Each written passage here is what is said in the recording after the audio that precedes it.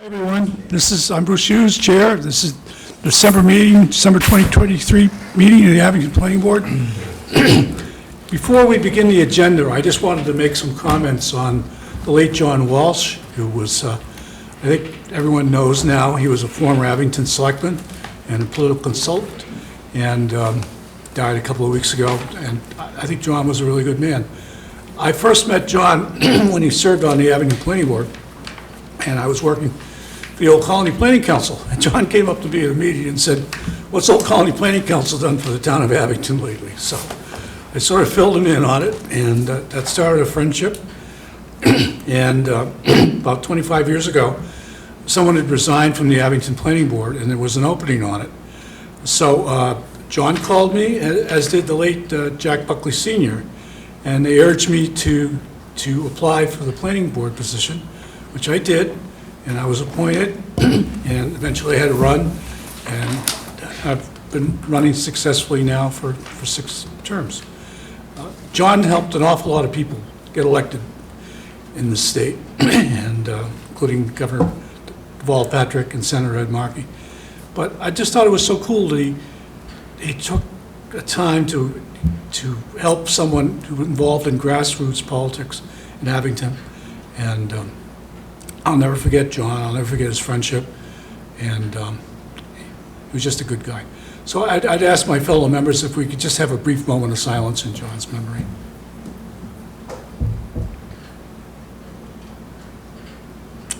Okay, thank you, everyone. All right, call the meeting to order. Liz, do we have some minutes? We don't. Okay, don't have any minutes. We don't. So I think, as you know, just by way of explanation for that, Nancy was out for 6 weeks, and it's the Board of Selectmen's license renewal time. So Liz was playing Liz and Nancy and managing the renewal applications until Nancy came back, which was today.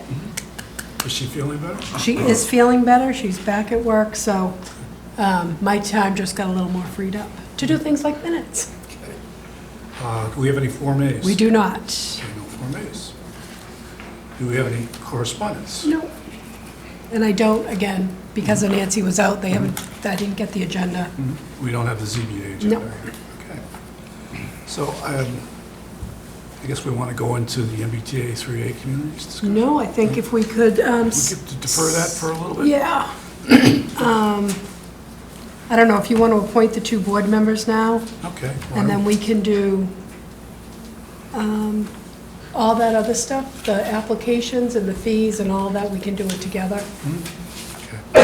All right. Guess we've been asked by the town manager to have 2 planning board members assist the town manager in the deputy town planner hiring process. Is anyone interested in volunteering for those positions?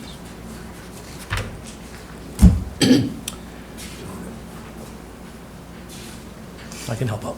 Okay, Rick Shepherd? Rick Collins or Bob Soper? I don't have the time for this. Okay, how about you, Bob? Yeah, whatever. You want to do it? I don't, but I'll make time. Okay, so we have You wanna Bob's. do it? I'll do it. Okay, I'll do it, because I know you're busy. So, All right, if you have the time, that's cool. I'm retired, I have all the All right. time in the world, Except for Saturdays. Even better. sadly enough. So, should we make that in the form of a motion? Would someone like to make a motion to appoint Rick Shepherd and Bruce Hughes on the committee to assist in the hiring of assistant town planner? So moved. Second? All those in favor? Aye. Aye. Aye. Thank you, Rick and Bruce, for your service on this. Thank you myself. Thank you. Okay, All right, you want to do the 6:05? yes. Okay. 6:05, public hearing, special permit application, 250 North Ave, for an all residential use in the central business district. I hate using our initials. Public hearing notice.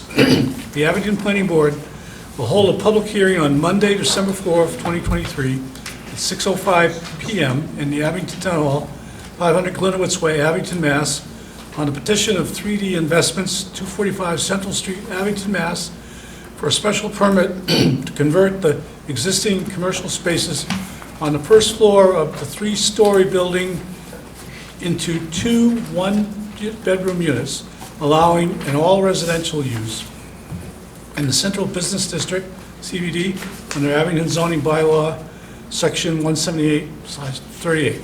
The property is located at 250 North Avenue on Assessor's Map 53, Lot 113. Plans can be reviewed at the town office. Bruce Hughes, Chairman, Planning Board, November 20th and November 27th, 2023. So, Thank you. Mr. Riley. Good evening, Mr. Hughes, members of the board. Sean Riley, for the record, on Washington Street, an attorney representing 3D Investments LLC, which is an LLC owned and controlled by the LaPointes, who are here with me. Glenn and Glenn Jr. are here tonight. I think most of you might be familiar with this building. 250 North Avenue is about halfway between the railroad tracks and, I almost said Bush's Market. Well, some of us would know what you're talking about, Sean. I know right where you are. Spruce Street, I guess, is another one, right? Between the railroad tracks and Spruce Street.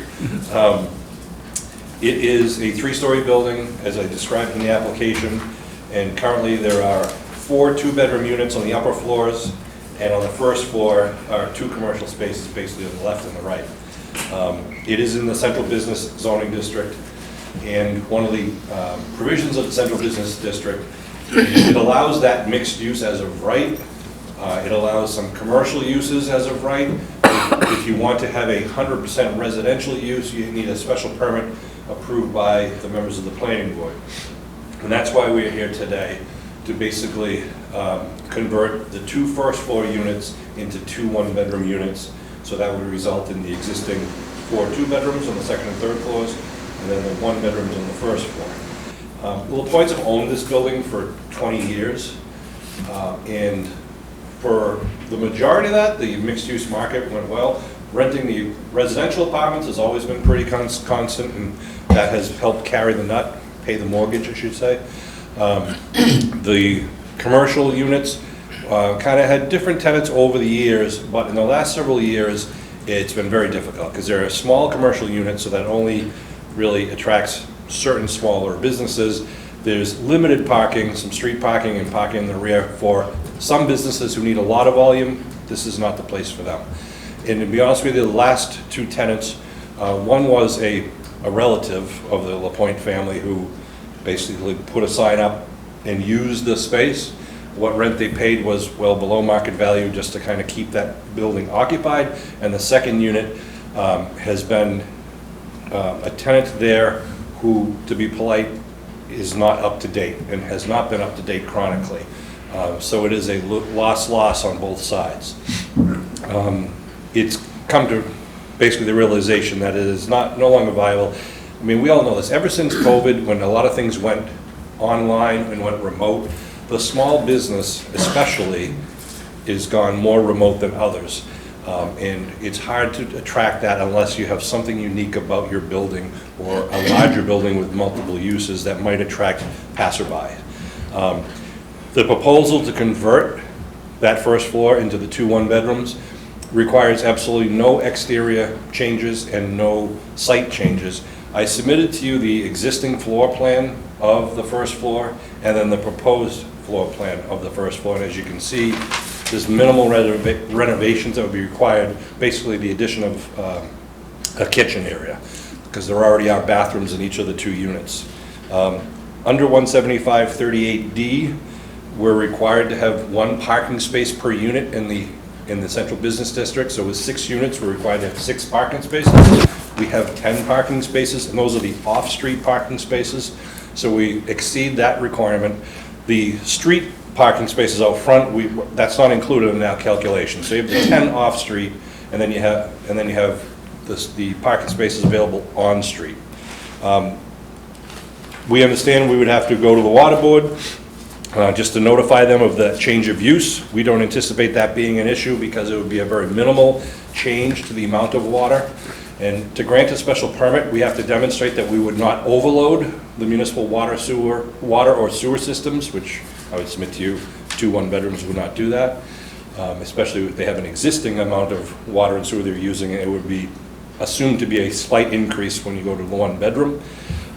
There's no change or increase to any drainage issues, because as I mentioned, there's no change to the site whatsoever. You wouldn't know we're doing anything other than the interior renovations, which require your special permit and then a building permit.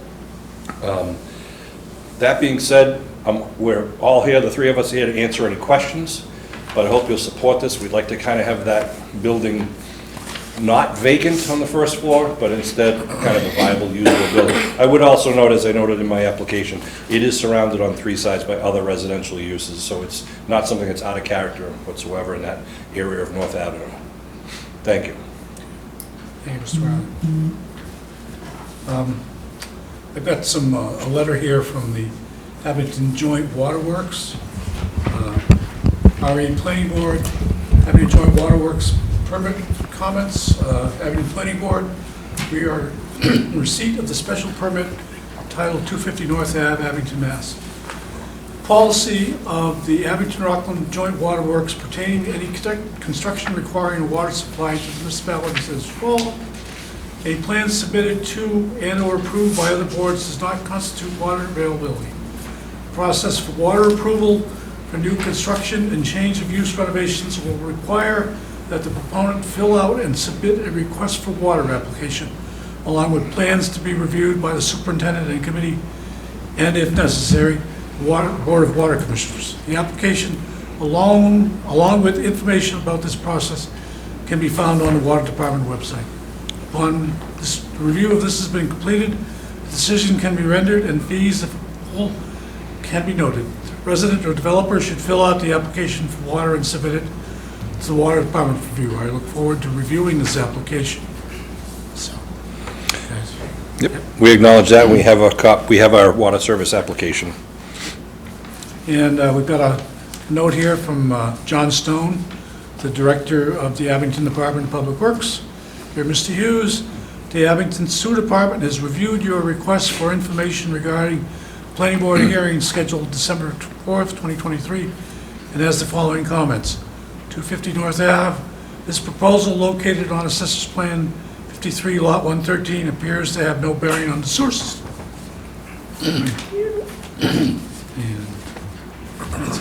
That's the treasurer collector saying there are no Okay. taxes. Okay, sure. A note from the treasurer collector. This plan has been submitted to your agency for review and comments. Please please review the plan and forward any comments, changes, or notifications to the planning board. So I think she wrote up there, There's no taxes. there's no taxes and no balance on this property. No taxes due. No taxes due, excuse me. There are taxes on this property. As I'm sure. We're just wiping them out as we go along, yeah. Okay. I'm going to open this up to board discussion. Anyone have any comments on this? At some point, I'd love to hear the story behind the name of the LLC, if there's anything fun there. So, how much if I'm looking at the building, how much to the left of it is part of the property? Not much, because you're right, the driveway is located on the right Yeah. side. And to the left is a paved parking lot owned by the abutter. I think attached to my application is an aerial photo. I don't know if that helps you, but it pretty much just, I'm gonna just guesstimate 2 to 3 feet, a couple of feet off of the lot line. Okay. So, like, no, it's not reliable. I'm looking at like a Google photo, and there's a car parked along the building. That land is not yours, it belongs to the parking lot next to it? Right. If you look at that attachment, Yeah. the red line was superimposed by our engineer at Strong Point. Okay. Should represent the approximate location of the property line. Okay. Yeah, I mean, so there's no external renovations being proposed? Right, other than maybe the front doors might be changed from a Yeah. glass door to a Right. more residential door. Does the change of use trigger any other impacts? Like, do you need a zoning review? Do you need because your property is, basically 100% paved or built on, or? Yeah, no, no issues, because this was already permitted back in 2003. But it was it was mixed use? Mixed use, Right, correct. so now you're going to changing the use. So Right. does that trigger any sort of? No, the typical things we would look at is there a change to drainage at all? No, because we're not changing. If we had we've been adding more pavement, yes, it would have potentially triggered a site plan review or drainage review. It always, anytime there's a change in use, you have to look, or we look at change in parking requirements. Yeah. As I mentioned earlier, we're required to have 6. We have 10, so we're at 1.6 spaces per unit, 1.7 spaces per unit instead of the 1.0 spaces per unit. I hate the pavement from sea to shining sea. Yeah. Look that we have down there sometimes. But I understand that the parking lot next to them is not theirs, it's the other person's. Again, we wouldn't allow that now, but at some point, that was allowed. But, yeah, I mean, I don't like the idea of losing commercial space in our commercial district. Yeah. But, especially when we have such little commercial space to start with, but. And we're with you, and that's why we built the building. Yeah. Because we wanted to invest in the commercial area down there. We, meaning all the points, I'm speaking for them, I didn't have anything to do with it, the construction, but the area's changed and the times have changed. It's difficult. I mean, I own a small business in Abington too, and my tenants, a hairdresser and a hair salon, nail salon, have been there for a gazillion years, and I'm afraid to increase their rent. I hope they're not watching this. But, because if I lose them, I lose everything. And they've had similar issues with, again, the smaller units. Even when they try to market it to someone who would rent the whole first floor, the thing that triggers that is a bigger business usually has more employees, which requires more parking, but the site is limited. So it's a damned if you do, damned if you don't. And remember too, it's great during 3/4 of the year when there's no snow along the side of the road, you can park. North Abington survives by the street parking and by the municipal parking lot near Bemis Drug.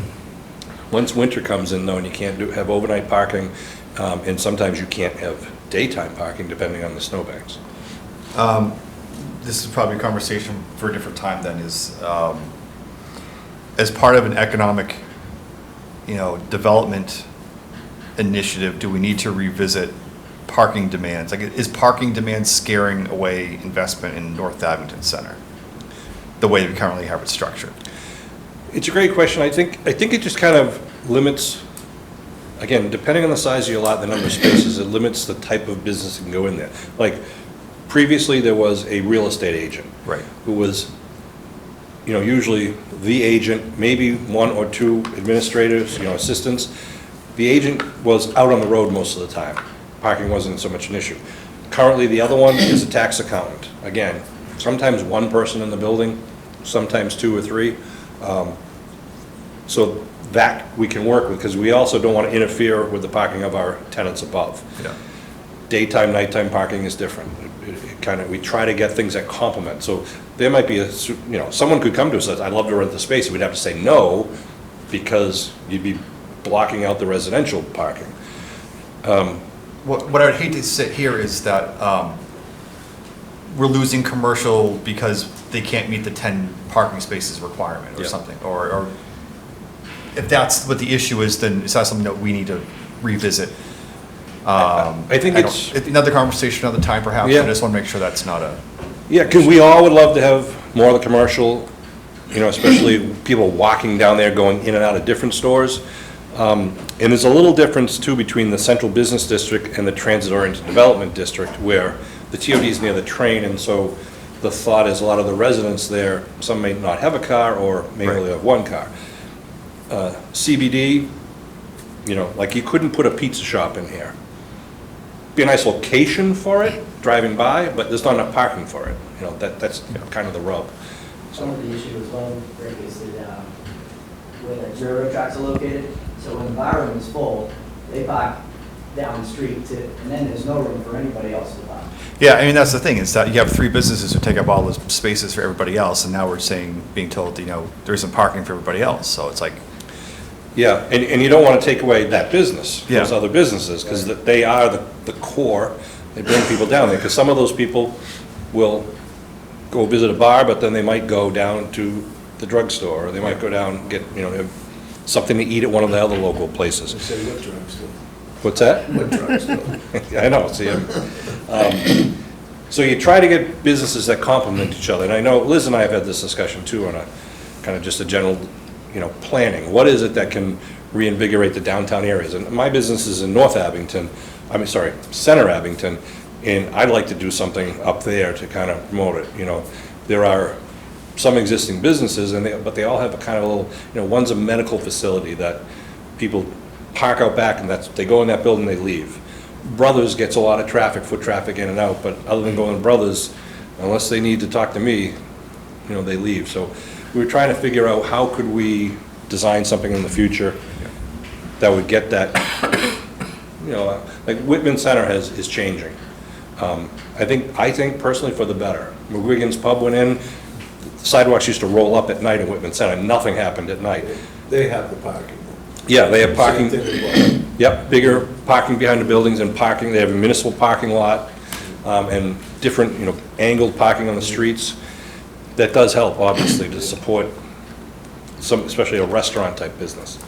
But, I don't know, I think a lot of the property owners would love to kind of get together, and maybe we have to try to reinvigorate the business development community again. It all revolves around parking. What's It that? all revolves around parking. Yeah, it certainly does. Rockland and Whitman both have, I think, great centers, the way the parking's set up. Abington unfortunately doesn't have their own.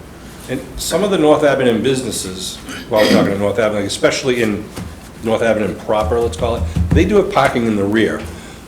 Most of that parking, though, however, is taken up by the residents and the employees of the businesses, which in one way is okay, because then it leads to street parking. Like, if you're gonna go to Martin's, you're gonna park on the street or in the open parking lot.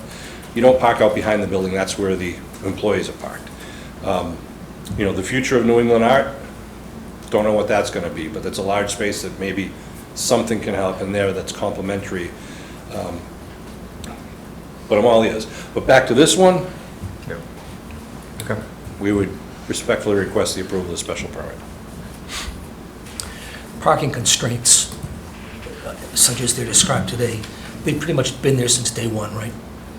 The 10 spaces, Yeah. the parking lot, yeah, Yeah, that hasn't changed. yeah. Yeah, in this district, you have to have the parking in the rear of the building. That's why you see the buildings coming up front, the new buildings. And I think that was designed because the old buildings were up front with the parking rear, so I think they were trying to build some consistency between the old buildings and the new buildings. I have thoughts about that moving forward, especially in Abington Center, but we're not here to discuss Abington Center right now. Yep, another time. Are there any members from the public here that would like to comment on it?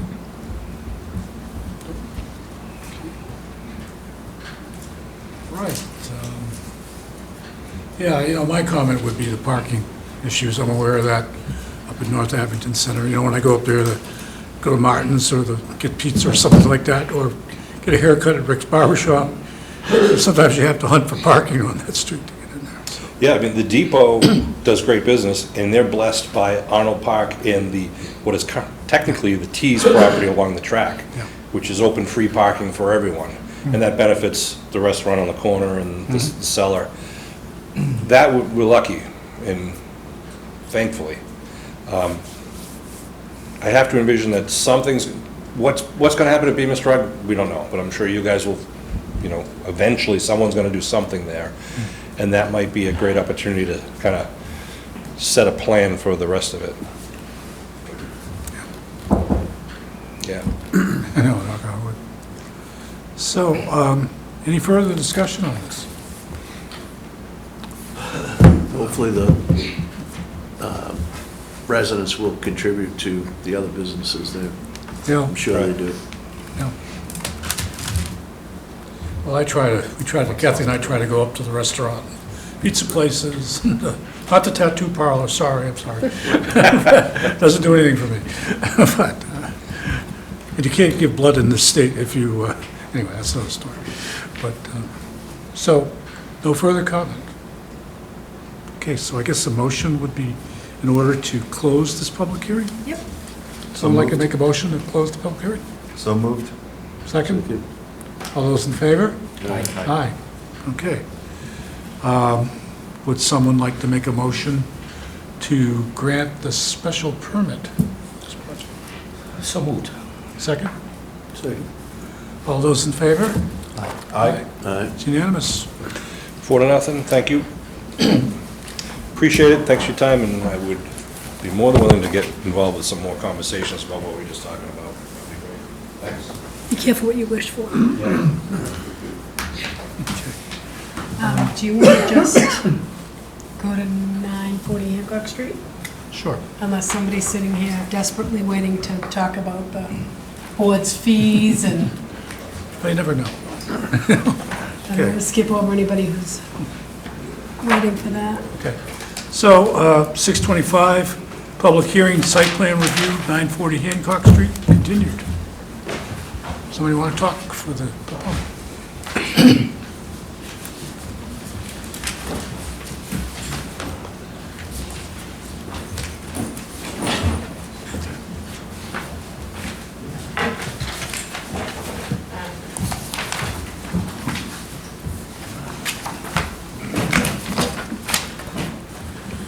Good evening. For the record, Sean Riley, 500 Washington Street, representing the applicant and owner of this property at 940 Hancock Street.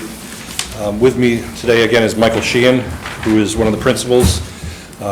It's owned under the name of Hancock Abington LLC. And Feeney Brothers Construction is the business that intends to operate out of one of the buildings. And of course, Garrett is with us from Kelly Engineering Group in Braintree. As you recall, we were here 2 months ago with the initial review of the plan. Your consulting engineer gave us a review letter. Kelly Engineering Group has responded to the review letter, and you have copies of that to give updates. The plans were updated accordingly. And I just wanted to hit on a couple of items that we were trying to just rectify and answer. Drainage, I will say just in the cursory review, I think the drainage issues were all taken care of with the reviews and with the response letter. Of course, I'll let Dave and Garrett talk in more detail about that if there's anything that would like to be discussed in further detail. Some of it was adding some notes or clarifying some pipe sizes and things like that, so that's been added to the submitted plans that are with you tonight. We also submitted, attached to our response letter is a photograph of the sample style of building, and it's nothing shocking. It's a standard warehouse-styled stair building. I gave you copies of similar buildings that they've constructed on other properties outside of Abington. I know there's been a lot of talk about, is it like the Fiore property in Chestnut Street? And in many ways, no, because these buildings are much smaller, but it's the same type of building, a steel building on a concrete foundation. The question about, does it satisfy the New England style that's mentioned in our zoning bylaw? Our point was that that's usually a concern regarding street view. When you drive by, is it a nice facade for people driving up and down Hancock Street? And our answer to that has been, you can't see these buildings when you drive up and down Hancock Street. They're so far back off the road. The closest building being about 350 feet off the road. And mind you, we have the driveway that kind of curves a little bit, so you don't even see a straight shot at the building. So the buildings are out back, and they are to be used for low-impact, contractors for storage. Traffic, we discussed traffic with some of the neighbors. We hired a traffic engineer who submitted a report to you, and I just wanted to update. I had spoken with our DPW director about the plans for the intersection of Hancock Street and Route 139. That's the intersection that this property is closest to. And I know you recall, back in 2019, I think, with the first edition of the plan, the driveway was up closer. It was about 75 feet from the intersection. Now it's been revised. It's now 250 feet away from the intersection. So that conflict has been addressed and mitigated, which is great. I asked the DPW, is there anything we could do? Do they have anything that they felt was needed for the immediate future of Randolph Street and Hancock Street, knowing, as the board knows, that that is subject to an ongoing plan to renovate, or how should I say, reconstruct that intersection. He said there was nothing we could contribute because it's going through the process. We did mention, though, that our engineer had said, at a minimum, we could replace some of the signage and also put some striping along the curve if you're coming from Holbrook into Abington. The way that it's designed right now, and Paul knows this, people come down, we all know this, people come down the straightaway from Holbrook, literally pass through Weymouth briefly, and then if they're going to Hancock Street, they try to slow down as little as possible, let's put that, so they kind of take that curve. And Paul lives right on the corner, his driveway's right on the corner, and one of the things we looked at is, I honestly hadn't noticed it before, when you take that corner, as soon as you get that corner, there's a sign that says blind driveway, which is his driveway. Unfortunately, you can't put that sign out on Randolph Street, because then it implies the driveway is on Randolph Street. Look for the blind driveway. No, we're looking at the one on Hancock Street, but it's so close. Honestly, the sign is somewhat ineffective. In any event, our engineer said, replace it with a new one, because the one that's there is eons old. Fine, we'll replace it. We're also, I asked him if we could put up even an intersection that says dangerous intersection. Mass Highway doesn't allow that because it didn't trigger certain requirements, but we could put up an intersection sign, basically the standard cross. This is all in the submittal that was there. So we're more than happy to put that in. We will put that on Randolph Street as they approach to just remind drivers once again, there's an intersection coming up, and by painting the curve. Big speed bump would be out of question. Yeah, on Randolph Street, yeah, unfortunately. By painting the curve, some people would think that's much ado about nothing. And at nighttime, probably won't help you. If it's covered by snow, probably won't help you. Although honestly, snow along the curve, along the side of the road kind of helps funnel the traffic and makes people slow down. But on a clear spring or summer day, the hash marks basically are a reminder, a guide, not to basically clip the corner as you go around, but it tries to encourage the traffic to take more of, as much of a 90-degree turn as possible, so that it encourages the drivers, even if it's subliminally, to slow down and take that turn. So we've offered to do that, and then we all would await the state work or the town's work with what they're planning to do for long-term improvements that are supposed to be coming up in the next just very few years. So the other thing, two other things was the trees. We have a new tree bylaw in Abington, zoning bylaw. So I submitted, the tree bylaw says that for every 3 trees cut down in a non-essential construction area, you must replace or replant 1 tree.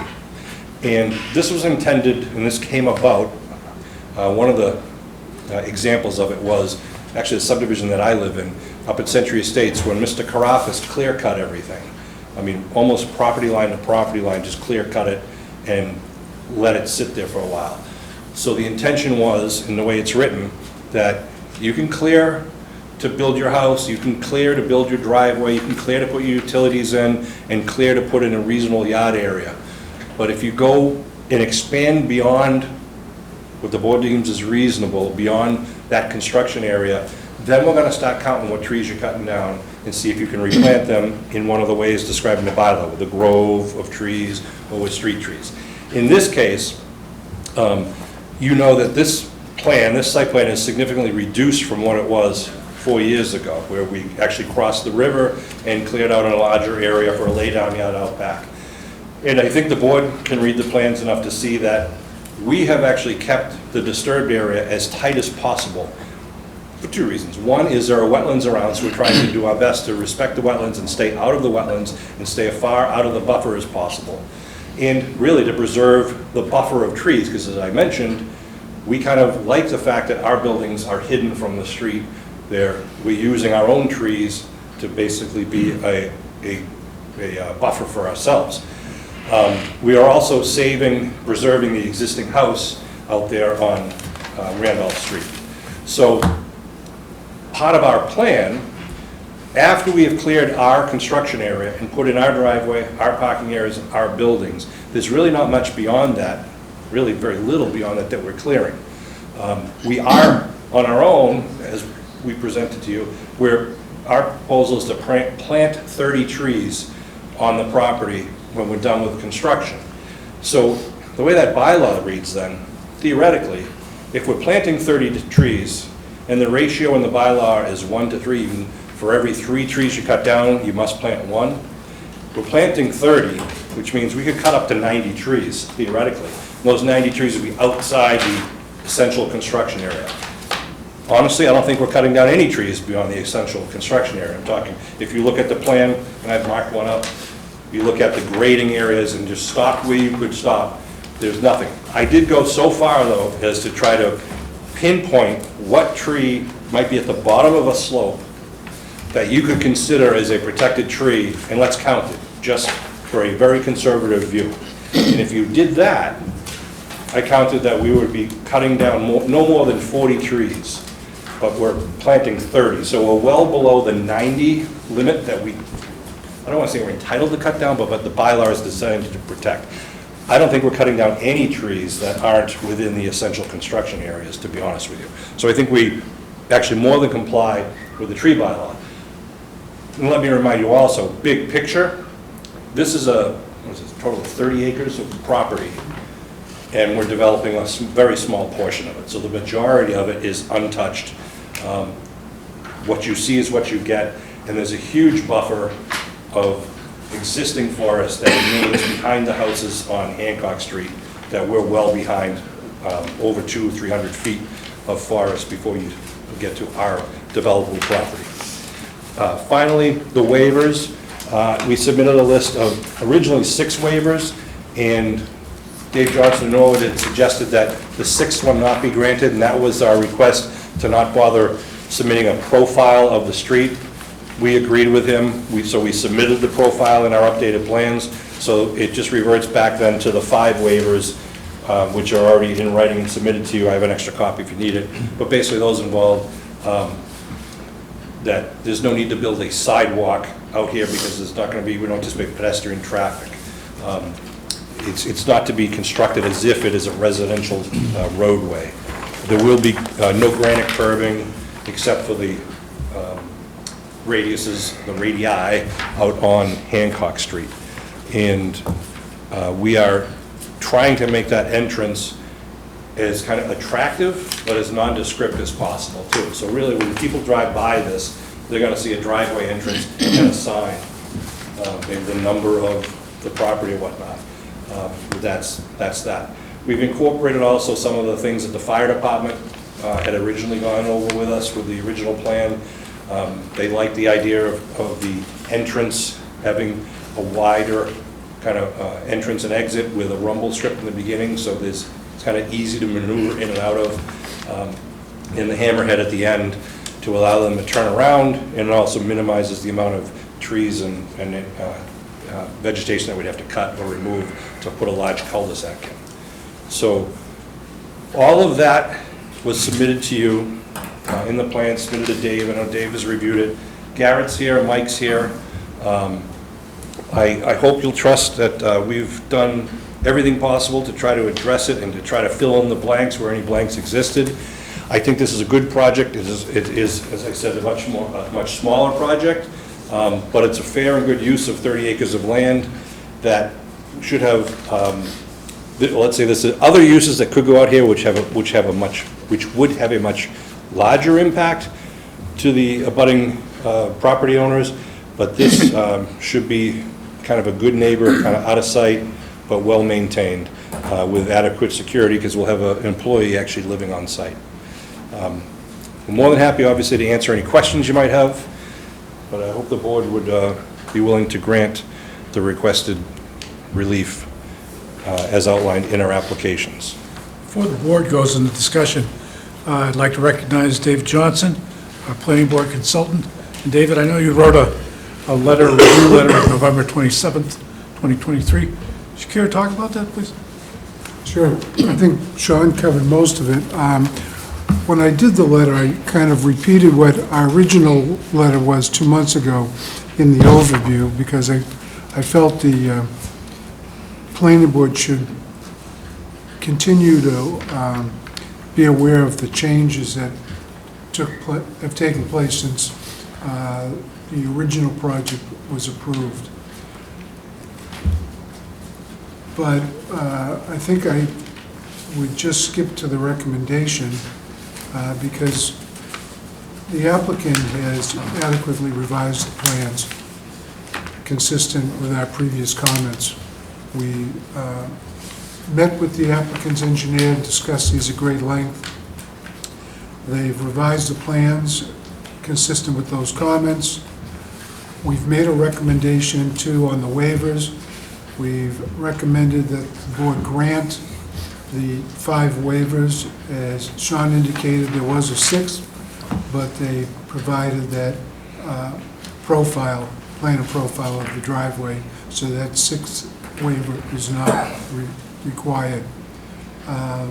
In all of my recommendations, I've said that the request is reasonable and appropriate for this project, with some conditions. For example, the driveway design waivers that they're looking for are reasonable and appropriate, providing that the fire department approves of the changes to the intersection and to the proposed turnaround at the end of the site. In terms of permanent or reasons for approval, conditions of approval, I should say, number 1 was soil testing. There still has not been soil testing done to document the stormwater system design, and we're suggesting that all of that testing be completed prior to starting construction on the project and submitted to us to confirm that the system as designed is consistent with what they find for soils on the site. The second one was, we're not lighting engineers, although we've looked at the lighting plans to determine whether or not there's carryover of the lighting onto adjacent properties. But in terms of consistency with the rather elaborate lighting bylaw that you have, we're suggesting that the lighting company confirm that the design complies with the lighting bylaw. As I understand it, the project has not been to conservation. Right, that would be our next step Right. after this So point. any changes that are required by the Conservation Commission's review need to be returned to the planning board for review to make sure they're consistent with the approval, and for a review of those changes to substantiate that there aren't any other issues created by complying with those conditions. Another condition of approval Sean talked about was that the proposed development should be completed, or shall be completed, in accordance with the off-site mitigation plan that was prepared and submitted by the applicant's traffic engineer. The final one is that under the National Pollution Discharge Elimination System of the federal EPA, a notice of intent and a stormwater pollution plan needs to be submitted to the EPA. Typically, applicants and engineers submit that after a project is approved, but prior to construction, so that that plan is consistent with the plan that's approved by the planning board. A copy of that needs to be submitted to the planning board for their record, and compliance with that plan should be monitored by either the Conservation Commission or the planning board as the stormwater authority in this project. So those were recommendations that should follow should the plan be approved by the planning board at this time. Thank you, Mr. Johnson. Comments by the board on this, please. Have a couple, Dave. Just I'm pulling up some language. So part of our flood plain and wetlands protection district bylaw requires, getting to it, I'm sorry. It's a Zone A area, correct? Yeah, it's a Zone A area, that nothing can be built until they can demonstrate that the impact will not increase the surface elevation of the base flood.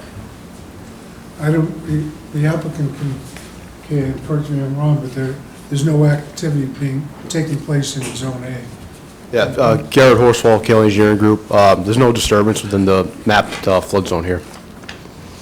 So the property isn't in the flood zone district? Portions of the property, but there's no alterations within the flood zone of the mapped floodplain. Let me clarify one thing. The FEMA flood zone versus the Abington Floodplain and Wetlands Protection Overlay District. Yep. Two different things, I'm aware. right? So we're not in the FEMA flood zone. We are, portions of the property are in the local overlay district, and we've applied for that special permit. And basically, compliance with that bylaw is usually demonstrated by the drainage review and the engineering of the plan. Okay. So we're the ones that approved the special permit for uses within this district, correct? Yes. All right, and so one of our requirements is to make sure it's not going to impact flooding and that stormwater is okay, and that's kind of part of our review in this, right? Right. And we can't do that right now because we don't have soil tests, so we have no idea how it's going to drain. Well, as designed, they meet those requirements. But the caveat is they need to do the soil testing to substantiate that design. They've made some assumptions on the elevation of groundwater. Yeah. And I think some of them were based upon testing that was done a while ago, but they need to do testing in the actual location of the systems. So they've made assumptions of what that groundwater elevation is. That's why I'm suggesting that any approval carry a condition that that testing be done prior to any construction to substantiate that design. And then they have to report back to us before they start Yes. construction? Yep. Oh, actually, it'll go to you, and that's the way that normally works, Okay. is he'll either meet them out there, or they'll do the report, and it'll go to Dave, and then Dave will issue a letter saying A or nay. Okay. Is there some way that, make sure that, as we've learned with other projects, they don't just skip around and go straight to the building inspector and never actually do that part, or no one has to sign off on it, or? The planning board has to sign off on the building permit applications Okay, so there's a way that we can say we're not signing off on the building permit application until we get the results of the soil test? until every condition in this letter is satisfied. Okay, What typically happens is Liz contacts me and says, they've applied for building permit, here are the plans they submitted. Can we sign off on the building permit? And I review the plans and I contact her and say, yes, you can sign off, they've complied, or no, they haven't. So there is a protocol in place that we've been doing all along. all right. Liz or Bruce, you might know the answer to this. So this is the Muppet District. They're proposing to use this for, contractor storage warehouses, lay-down yards for a little bit of a lay-down area for their needs. If we approve the special permit, are we then approving a special permit for every use that requires a special permit in the Muppet District? Did you? No. No. We asked for two specific Two special permits. specific ones, yeah. So there's three special permits. One is to work within the floodplain. Yeah. Which we talked about. And then a special permit under 21H2 and 21H5 to allow outdoor storage of transport vehicles and commercial materials like PVC piping and Yeah. stuff. Okay. That section is something we probably should update, because transport vehicles and trailers it's kind of a really vague term, but that's what we've asked for, so that we want to make sure that Feeney Brothers can park their trailer, that they haul a Bobcat on outdoors. And also, much of the equipment will be obviously secured in a building, but if they have a long, PVC piping outside, that's allowed. can't be in the wetlands, has to be, on the property. It's same permit that was put in the other industrial park down the street on Chestnut Street. But it has to be a special permit from the planning board in the Muppet district. If other districts, it would go to the zoning board.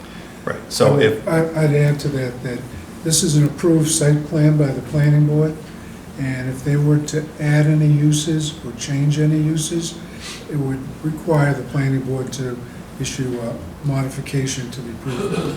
that's what I make sure this Yeah. wasn't a blanket And- approval for. And again, if you want that to be cast in stone, that would be an additional condition that you'd want to put in the approval, that any changes to the use here require an amendment to the approved site plan.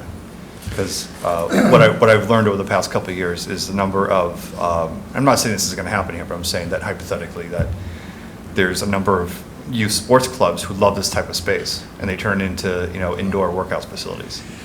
Yeah, And at nighttime, it gets really busy.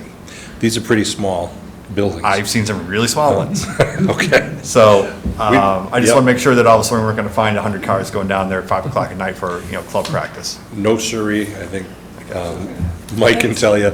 You're not going to build the outdoor gym there? Nope, sorry. I mean, just to give you an idea, and it's funny you said that because I was looking around, so there's 4 buildings. Yeah. 9,200 square feet is the largest building, 60 by 160, okay? 2 of the buildings are, one's 3,300 square feet and the other one's 3,800 and change square feet. To give you an idea, the Dunkin' Donuts and Subway shop down at 18 and 139 is about 3,300 square feet. Okay, that's the size of one of our buildings, one of them is slightly larger. So not a very large building, certainly not a soccer field or anything like that. 9,200 is the footprint of the town hall. It's 9,100. So that's the largest type of building. I do want to make sure we all understand. In the Muppet District, there are certain uses allowed as of right, which the planning board and the zoning bylaw already said, these are okay. You can put those type of uses in there. Certain things are not allowed, like retail uses, restaurants that would generate a lot of traffic. Some things need special permits. And when we say change of use, I just want to say it for the record, I know you understand this, but if we rented, let's say, to a plumber in one of the buildings, and then the plumber left, and now we rent to a carpenter, that's not a change of use. It's the same type of use. It's like if a business is manufacturing widgets, then they redo the machine and now they're manufacturing bottle caps, that's not a change of use. It's just a different change, it's a change of the business. What we're asking for only is the special permits for allowing outdoor storage if one of the tenants needs to or wants to put stuff outside their garage, including vehicles that they would park anyhow. Vehicles are allowed to be parked, but there's that quirk thing in here, it says trailers, or what was the other word? Transport vehicles, right, what is that? So we just want to make sure, typically, some contractors might have you see like a Bobcat on a trailer, or some piece of machinery, we want to make sure that's okay, no one's going to question that, the building inspector will have no problem with that, because this special permit's been granted. They may not park anything out there, but we want to have that so we could market this to tenants. Can you give the board an example of a change in use that would require the applicant to come back to the board for modification of the special permit? Well, obviously, something that is not allowed, something that might be allowed by a different special permit, like we're only asking for these 2 special permits. I don't have the bylaw in front of me, sorry. But, so we're only asking for the outdoor storage. There are some other uses, Dave is right, that either require a use variance from the zoning board or a special permit from this board. So, let's say someone wanted to put in a restaurant. They'd have to go to the zoning board for a use variance, notify all the neighbors, and explain how they're going to run a restaurant out there with the limited parking that's there. Most likely it won't happen. I can tell you right now, Mr. Sheehan won't even entertain it, because it's not what we're building. We don't want to conflict with their use of the building. If there was some other, I can't remember what's on the list, it's a pretty long list. If there's something else that requires a special permit, that's a whole new hearing that comes to you. And theoretically, you could say, we will grant you that special permit for that other use you haven't yet requested. However, or we won't grant it because you don't have enough parking. whatever, you guys still have the right to say no to that, or put conditions on whatever that proposed use is. But are there allowed uses in that zone that would trip a requirement to amend the Site special plan? permit site plan? Well, if there's an allowed use, then you don't need a special permit, right? No. It'll be something on the list that's allowed, but would Allowed it, use in terms of trip requiring this, an amendment or revision to the site plan? correct. Yeah, so I think the way it would come up is if an allowed use wanted to come in, and it's allowed, but whatever that use is, the business owner knows, I need more parking than that's there. So I want to amend the site plan to expand the parking lot. Right off the bat, he's going to have trouble here because we're at our limits. We're trying to stay as far away from the wetlands as we can. So that's going to be, not just difficult, I think it's almost impossible. I can't think of anything hypothetically off the top. The only thing the type of thing that generates a change in a site plan typically is usually parking. Some pavement related, and that parking affects drainage, because now you might need more catch basins, different retention ponds, now you're revising things. Not many other things, let's say someone wants to put an addition on the building, site plan review, it comes out to you, and then you can have that same discussion, what's gonna go in the building, what's the use? Oh, well, it's an allowed use, oh yeah, tell us more about it. You wanna increase the size of this building? By increasing the size of the building, that allowed use might be too big for this property. You could thwart that by denying the site plan, by saying there's not enough parking, or whatever the issue might be. So let's get it down to the crux to the question. You have an allowed use going into a building, and it fits within the existing building. There's no change in parking required. The building's not being enlarged, but it's a change in use. Mhm. Does that site plan have to come back to the planning board to amend the site plan to reflect that proposed use? I'd say no, because like right now, we build 4 buildings, empty buildings. We're going to try to lease them to someone who either is an allowed use, and the building is sufficient for them, building and parking is sufficient for them, or conforms to the special permits that are only the ones that are being granted today. If memory serves me correctly, up at Fiore's, we asked for a couple of other special permits, because it was a much larger project, and they had more of an ability to rent to different types of entities. So theoretically, we would have no one actually use the special permits, the ability to store materials outside. They could be a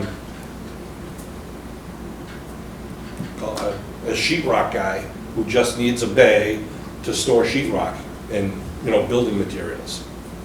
Great, it's an allowed use. Doesn't park anything, any trailers outside, fine, doesn't affect him at all.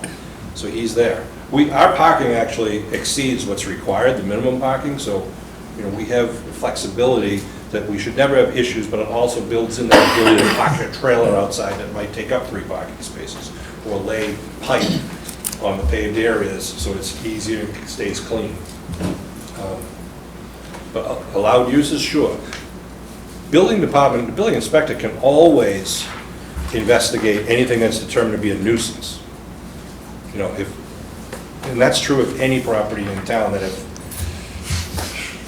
a restaurant, we've seen instances in this town and in other towns where a restaurant is so popular, people are parking down the street, parking on the sidewalks, it's packed. Remember Great Chow when it opened? The place was mobbed, Lincoln Boulevard was packed. There were people parked anywhere they could go, and it was a problem first. So basically, some members of the town had to meet with the Great Chow and say, we gotta do something about this. It's great that you're doing business, but you're overloading the neighborhood and causing traffic issues. So that's always, a public safety issue if that were to arise. I can't envision that happening in these buildings. These buildings are too small, they're set back out of They're intended for businesses that don't need the visibility. You know, there's some businesses that want to be on a heavy traffic Route 18. They want to see people pull in, they see their sign, I'm going to pull in and buy something. That's not what this is. This is a guy gets to work, picks up the materials he needs, leaves for the day. In most cases.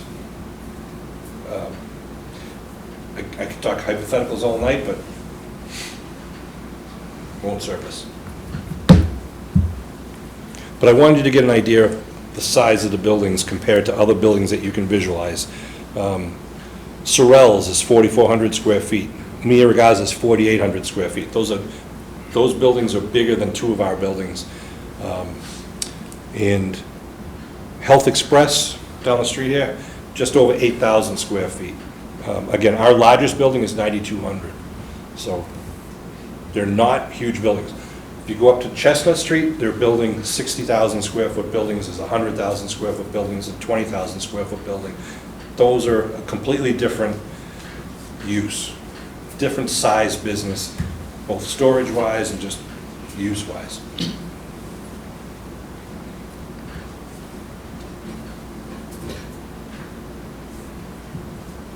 Just one other note, talking about architecture, that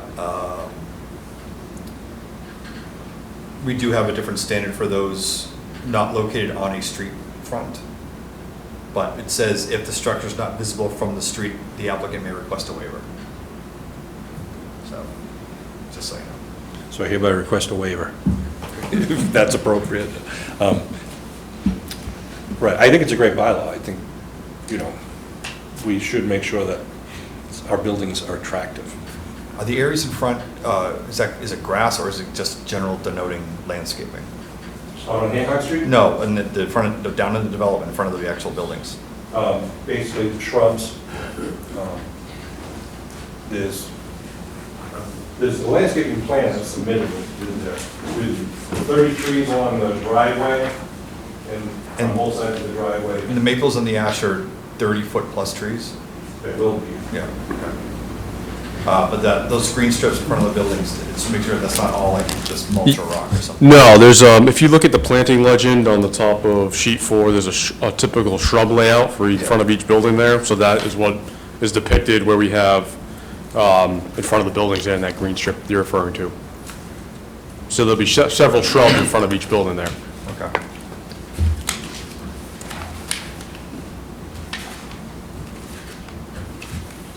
I know if Jeff were here, he'd be commenting on the lighting, but Thank you for bringing that up. Yes. Because there was a question about that. Is it going to be shielded? Yes, it's going to be shielded lighting. So again, we're so far down the street. The only lighting you will notice will be along the driveway, in my mind, because the rest of it is so far back in the woods, and it's shielded lighting in place. I liken it again. If you go right now to the turf fields over at Abington High School, that's shielded lighting, and you'll notice that the woods next to Lincoln Village are in the dark, but the field is lit up because of the use of shielding. Site lighting has come a long way, and we have a very specific, I think Dave mentioned it, site lighting bylaw that requires compliance to that. so you won't be able to see the lighting from Hancock Street. You can't have light trespass. You can't have spotlights that shine in the neighbor's backyard or into a street.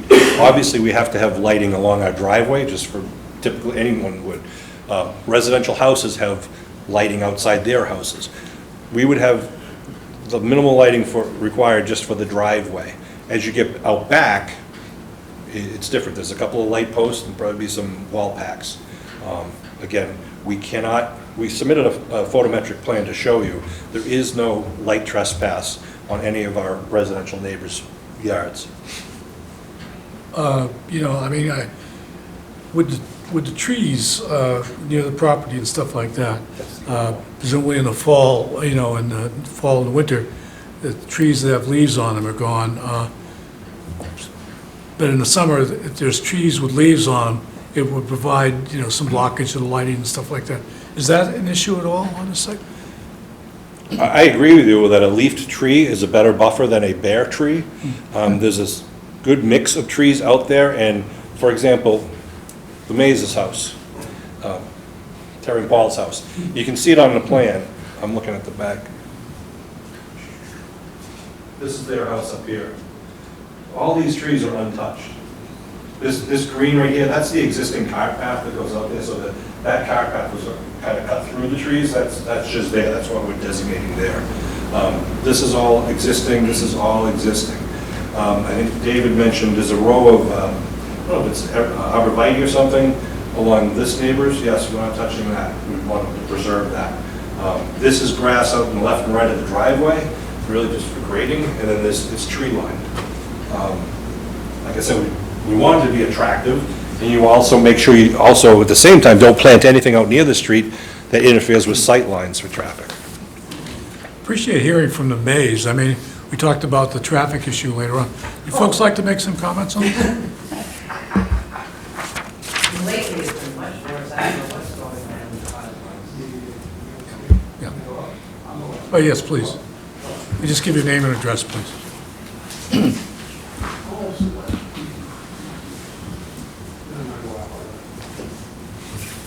I'm sorry, could you repeat the question? Name and address. Terry Mays. Any comments you might have on the Hancock project? Street.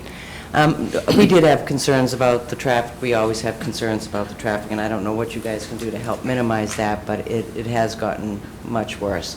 The fact that the driveway is going to be further down is much better than what the original plan was, so I know we're making the efforts to try to make sure of that, but if anybody goes down Hancock Street for the morning rush or the afternoon rush lately, I don't know what's going on, but the traffic goes all the way back to the corner street, so it's not going to be great for business either. Did you have traffic issues when the fish market was there? Oh, yeah, but I don't know what's recently, the past year, it's something that's It's changed. like a post-COVID traffic thing. People are jumping back in their cars. And I'm hoping it settles back down. I agree. I mean, you were seeing it in Boston on Route 3. Right, right. I wonder if the roundabout at the corner of Hancock and Chestnut Street that's proposed will mitigate that at all or anything. Might help a little. I kind of wonder, because Route 18's been so awful lately, that it's a, It's coming off, they're dumping off Route 18, coming down Hancock Street, and like she said, it's back up to the corner store in the morning. It's crazy, and it's nothing, has nothing to really do with this, it's just. Right. It's the natural condition. And it starts to self-regulate itself when people try to find a shortcut. And then they go down Hancock Street and like, oh, this is worse, or not any better. I'm going to just go back and find somewhere else. It's tough to get out onto Randolph Street. from Yeah. Hancock Oh, yeah. Street. It is. Traffic backs up. It is. And I cannot go left out of my driveway in the morning, I have to go right, and go back and around, to get down to Route 18. There's no way I can get out of my driveway yeah. in the morning, doesn't happen. I feel your pain. I live near the corner of 18 and 139, right on the corner of Lincoln Street. And God help us when we have to back our camper into the driveway. But, yeah, you know, I've learned to go up to the sub shop, you know, stuff like that. I'll just go around Wyman Road and that way rather than try to turn left out of our driveway at certain times of the day. It's crazy. Yeah. Yeah. Just, I just want to talk, Sean, I suppose you could answer me. The proponent, as far as the traffic goes, what kind of traffic are we going to have at this project? The traffic report indicated that there was going to be minimal impact traffic-wise, because not only the proposed uses in the smaller site would generate a small amount of traffic, and you're taking away what was the Lobster Bond traffic. Now, obviously, the Lobster Bond traffic had specific periods of the day when they created traffic. That will disappear. This is not a use that's going to generate people coming in every hour of the day. You know, it's just not going to be that way. It's mostly going to be, they come in here in the morning and they leave. We mentioned before, like Ruffini Brothers, where they have box trucks, might have a trailer. They typically will go out to a site and leave the equipment at the site. You probably have seen them along, they do a lot of the utility works for the state and for some of the towns, so you'll see them on site. It makes no sense to bring everything back and then bring it back out the next morning. So that type of thing doesn't happen.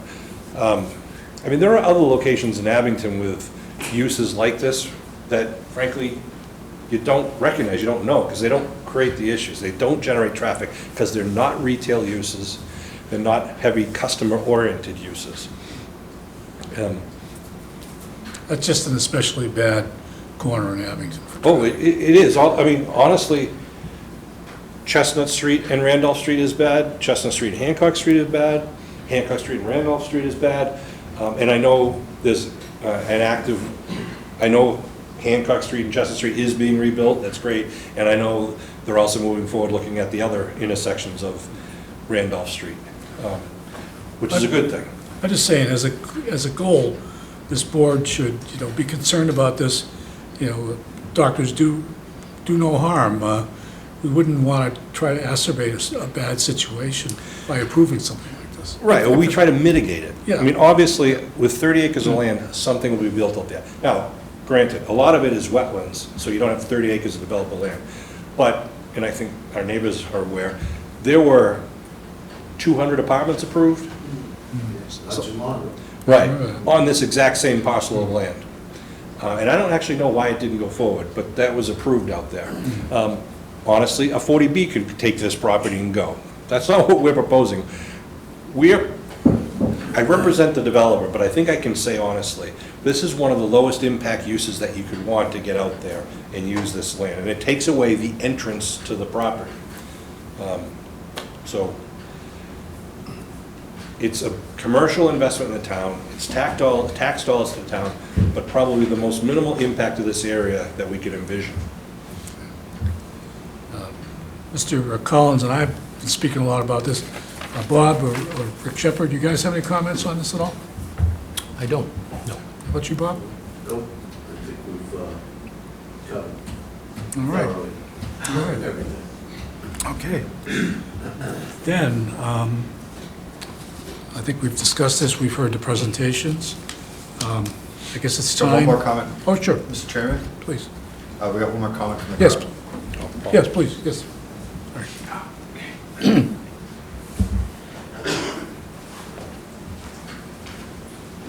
Paul Ferris, 1020 Hancock Street. Excuse me. You really need to sit out in your property on Hancock Street in the morning and look at the traffic that goes down that street. Your trucks are not going to be able to go left out of your property.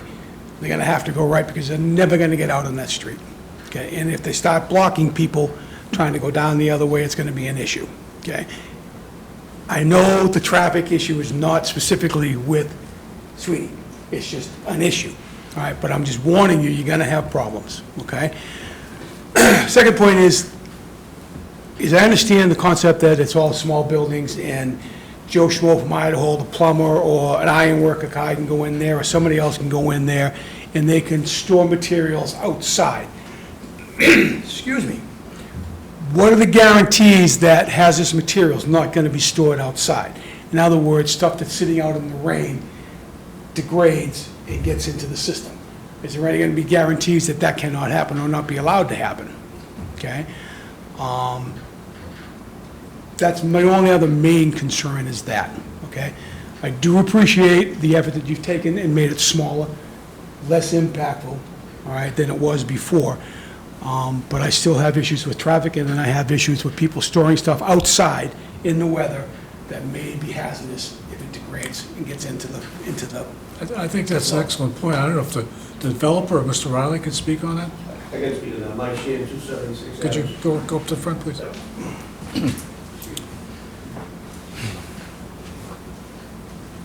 Thank you, Mr. Chairman, members of the board. Mike Sheehan, 276 Adams Street, Dorchester. In all our leases, there's a clause, no hazardous material without our approval. We don't want that. So it's in our lease. It's a violation of the lease if someone does that. Anything kept outside is obviously going to be something that's not going to rust. In our case, it'll be plastic and fiberglass piping. But we'll monitor that. In regards to the traffic, we have 120 vehicles that leave 103 Clayton Street every day. And if you've been in Fields Corner, it's tight. We deal with it. We monitor our time of drivers in the vehicle. So to your point, sir, if they have to take a right, it's going to get them to the site quicker, we're going to do that. But Sean did bring up a good point. We always try to speak to the neighbors wherever we're working and say, look, if we give you a couple of bucks, if we do this for you, if we do this way, can we leave our equipment on site? It just saves us a lot of headaches, and if people can drive right to the site, so. And we've done everything, you know, I was speaking with Sean earlier, it was tight. Look, we knew it was tight, but it's a good spot, there's a demand for what we want to do, there's a demand for us, what we want to do there, there's demand with others that we work with. And that's why we purchased the building. There's no other reason for us to purchase a restaurant. We're not in that business, we overpaid for it, but it was to alleviate that corner and take us off that corner and give us a better approach, not only for us, but also for the town. Thank you. Thank you. Any more comments on this? Can I just add to that briefly? Yes, yes, please. Just to reassure Paul and Terry, because they're friends of mine, and I know that I'll hear from them if there's a problem. Mike Sheehan's company owns this property. So if there was a problem with hazardous waste, they own it. So they have to monitor their tenants, because their tenant, if they do something wrong, they own it. There's also obviously wetlands and environmental restrictions. Building Department, Conservation Commission come down and check it anytime. So there's a lot of eyes on this if ever the need would be. But the first set of eyes is Mike's. And there's no reason to put that property at risk because it's their business. I just wanted to, as chair, I just wanted to encourage a thorough discussion of this, because I know it's an issue with the traffic and stuff like that. Personally, I think, I'm trying to be not biased, but certainly as far as traffic goes, I know that 200 apartments or whatever would have cost a hell of a lot more traffic than this project would. And, but I just wanted to give this a thorough hearing. And I think we've done that tonight. And David, Mr. Johnson, appreciate your comments on this too. So, I guess we've probably heard enough for now. Would like to make a motion to close this public hearing? Motion. Second? Second? All those in favor of closing the public hearing? Aye. Aye, unanimous. And then I guess the next step is to seek approval of this proposal with the recommendations of Norwood Engineering, Mr. Johnson, to be entered into this motion. Are we adding about the uses? Yes, please. Yes. Okay. This is just the site that, this is a letter from Norwood Engineering dated November 27th, 2023. And it's a revised site plan review of 940 Hancock Street in the Muppet District, as Mr. Wright likes to call it, the Muppet District. But Yeah, so there's, And compliance with standard conditions? compliance with standard conditions and the waivers, and the waivers. which would also include the waiver of the architectural design, I guess. Can we vote the waivers separate? Yes, okay, that sounds good. All right, so would someone did someone like to make that motion to accept it, and then we'll vote the waivers separately? Make that motion. Second? Second? Okay, all those in favor? Aye. Aye. Okay, let's take up the waivers separately. And Mrs. Shea, what have we got? All right. So the waivers in the letter of 1127, including the architectural. Yeah, Rick had mentioned the wording of that bylaw. It says waive, so the board, by accepting the plans, you're essentially doing that, but if we want to specifically add that as a sixth waiver, it's kind of belts and suspenders there. Okay. So this is we've got, what is it, the 6 waivers? There's 5 in the letter. 5 and 11. Yep, and then this one, so it'll be 6 total waivers. Okay, do we need to? The sixth was the waiver relative to the profile, but the profile's been provided, Right, so that's been So we don't need- resolved. So yeah. it's 1 through 1 through 5. 5, and then we're adding a waiver of the architectural, the New England architectural style, because Sure. it's off the road.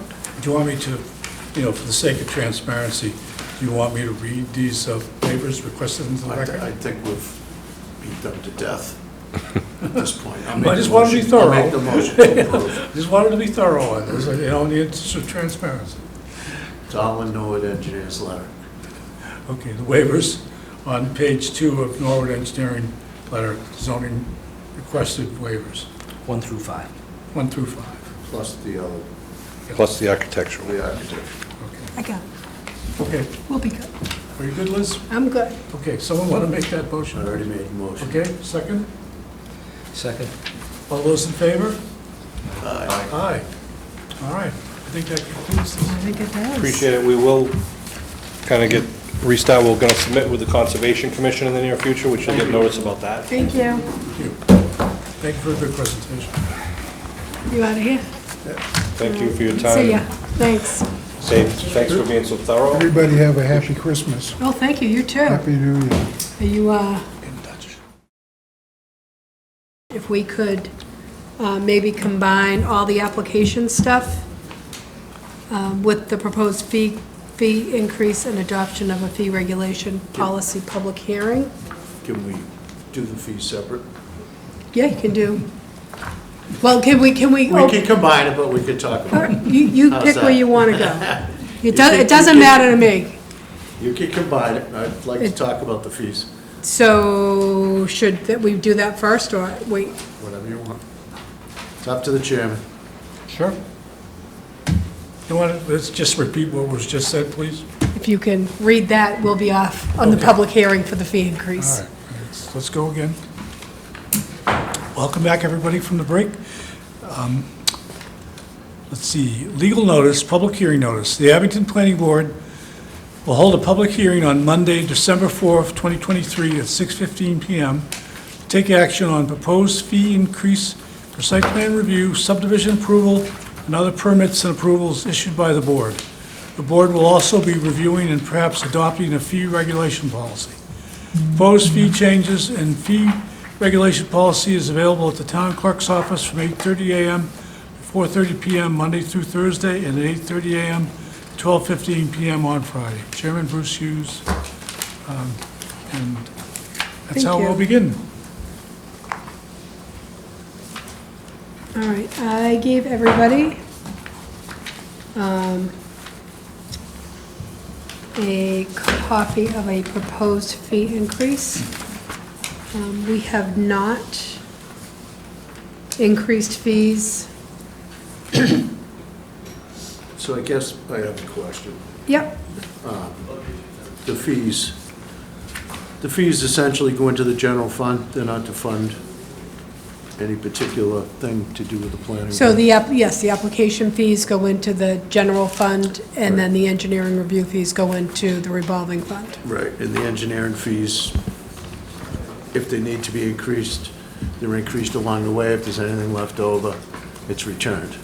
So I guess where I'm going with it, with everything is so expensive right now, I really don't see a need to increase the fees, especially considering they're just going into the general fund to So, be spent at the will of the town. right, but the town stuff is getting more expensive too, and these fees literally have not been increased in almost 20 years. Right, but there's no guarantees that these fees are gonna be going towards, No, but they could be in the pot to pay salaries and expenses. But that's the same with everybody's fees who go in there, right? everything else has been going up so much. I really don't think it's the right time to. And I get the town needs to make money.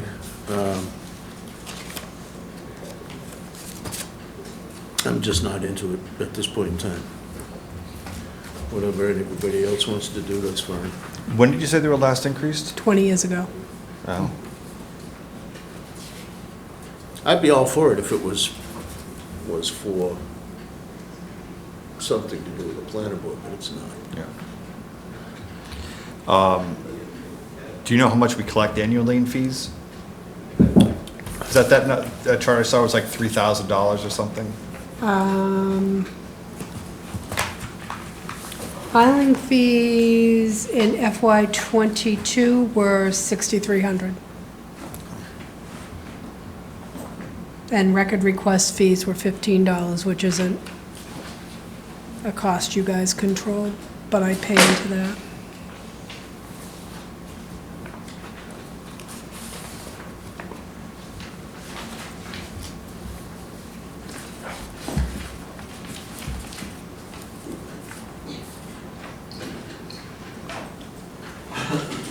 There's also increases to the review fees.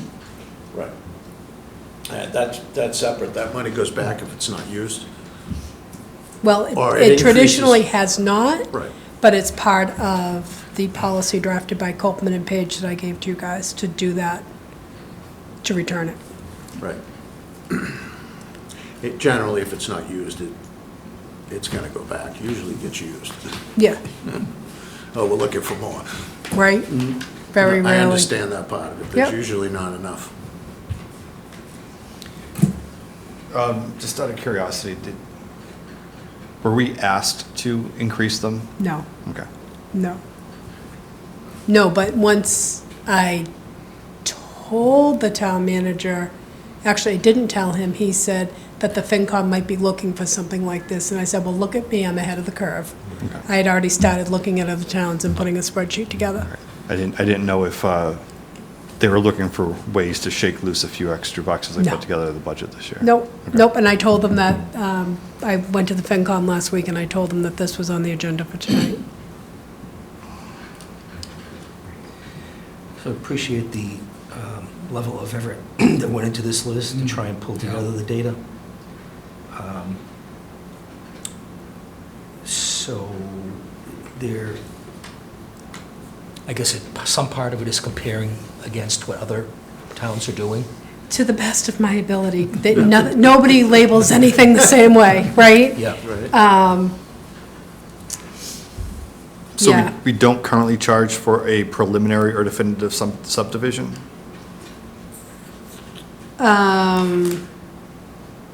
I think it's very inexpensive. I think it might be $500. Definitive Oh, no, we subdivision, don't charge a $6 filing linear fee. foot of roadway. Yeah. No, we don't charge a filing fee for either of those things. All that they have to pay Yeah. is the engineering review fee. Okay. If you don't look at anything else, we should definitely look at that, because a definitive subdivision is right up there with time consumption for me. No, It's I'm a- just looking at this chart and I can't tell if the $4,000 number is existing or proposed or, Proposed. all right, right now it's nothing? Right now, so a definitive subdivision plan is $6 per linear foot of new roadway, Yeah. and my suggestion is to increase that to $6.25. If it doesn't get, it's at a minimum of $3,000. Gotcha. If the road isn't that long.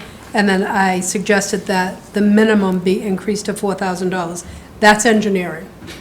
All right. So that's an engineering fee, and we have not ever charged a filing fee for either of those things. Okay. Maybe lack of a better term would be an administrative filing fee versus an engineering review filing fee. All right. That's a question. Paying Sean, but please identify yourself. Sean Riley, Law Office at 500 Washington Street. Fourth item down, new, is the filing fee for preliminary definitive subdivision of $1,000 filing fee. As you guys know, sometimes people will file the definitive subdivision plan without the preliminary, so there's going to be a $1,000 filing fee. Okay, well, granted. What if they do file a preliminary plan, which is typically, basically a draft that you guys work through, and then they move forward with the definitive plan as part of the process?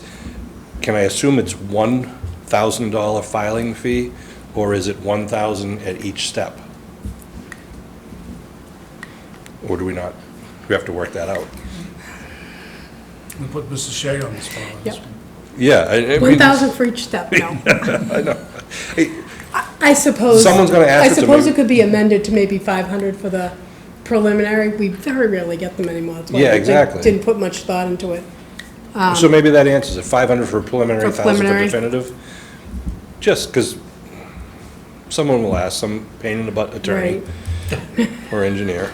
You always ask good questions. And there's no slam in the door. Get out. Or if the preliminary fee is refunded or partially refunded based upon the subsequent submission of a definitive. So that the filing fees don't get Refunded. refunded. It's only the engineering review fees. By statute or by choice? by choice. So just before we start going down that path. Yes. I'm not quite sure that I could start handling additionally refunding people for their, Yeah. that, and, Okay. I mean, if we're gonna adopt if you're gonna adopt the policies that town council drafted, which still yet to be determined, but we have not refunded people their engineering fees. Bob is right, mostly we go through them, but there have been occasions where there might be a few dollars still around, and that's Yep. gonna be a walk through the fires of you-know-where for me to try to get that stuff done, because I have to create an account for those people. If they're all Sean Riley's clients, and I refund the money all to Sean Riley, then we're good. But other than that, And Sean Riley then gives them to the clients. right, oh yes, and then he, of course, Yeah. refunds his clients. Prior to that, the money just stays in limbo? So that's not good either. I would. Well, I mean, part of that is because depending on when the project is done, it rolls into many fiscal years. Right. Or at least it could roll over a couple of fiscal years, so that's part of the thing. I mean, I do track it. There have only been one or two projects that I can recall where we expected a return of the unspent review fees, because usually we max them out. But, and you increase them as you go along. Yeah, if need and, be. and, like, I don't have a problem with you going from 3,000 to 4,000, because we usually get up to that level anyhow, and if we didn't, we'd get it refunded. A filing fee, I don't think anyone anticipates comes back to you. That's the cost of covering certain costs. And can I ask a second question? Please. When the fifth one down, at time of lot release, subdivision maintenance fee, $2 per linear foot. And that's to cover the period, for snow removal and things usually before it's adopted or accepted as a public road. But is that the wording we use now, at the time of lot release? Because my concern is, what if it's a 12-lot subdivision? Does that mean when the first lot's released, I gotta pay that fee? Or is it at the last lot to be released that the fee is paid? I think it'd be more the latter, because during construction, it's a private way. The contractor already is maintaining it. So just to clarify that, maybe at the time of, I don't know what other towns do or what phrase they use, but I think it's more at the end of the project, that's when you pay your maintenance fee to now maintain the completed road. You're reimbursing or covering the town's costs. But there's some that go on for years and years and years that don't. Yeah. I know. No, Years my and years and God. years.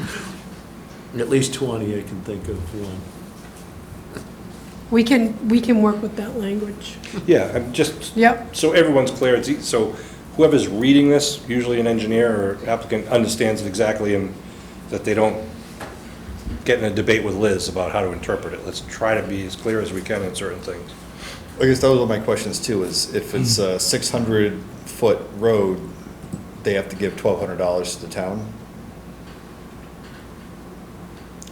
Yes. 600 times 2, yeah. Okay, and that's just a flat fee, and that covers, It's supposed to offset plowing or other maintenance roadway costs. I think in the in-between, right, from. Yeah, I think that's what it's until the road- intended for. I think that's what it was intended for, like, say, they start And again, it the goes into the process general in fund. December, January.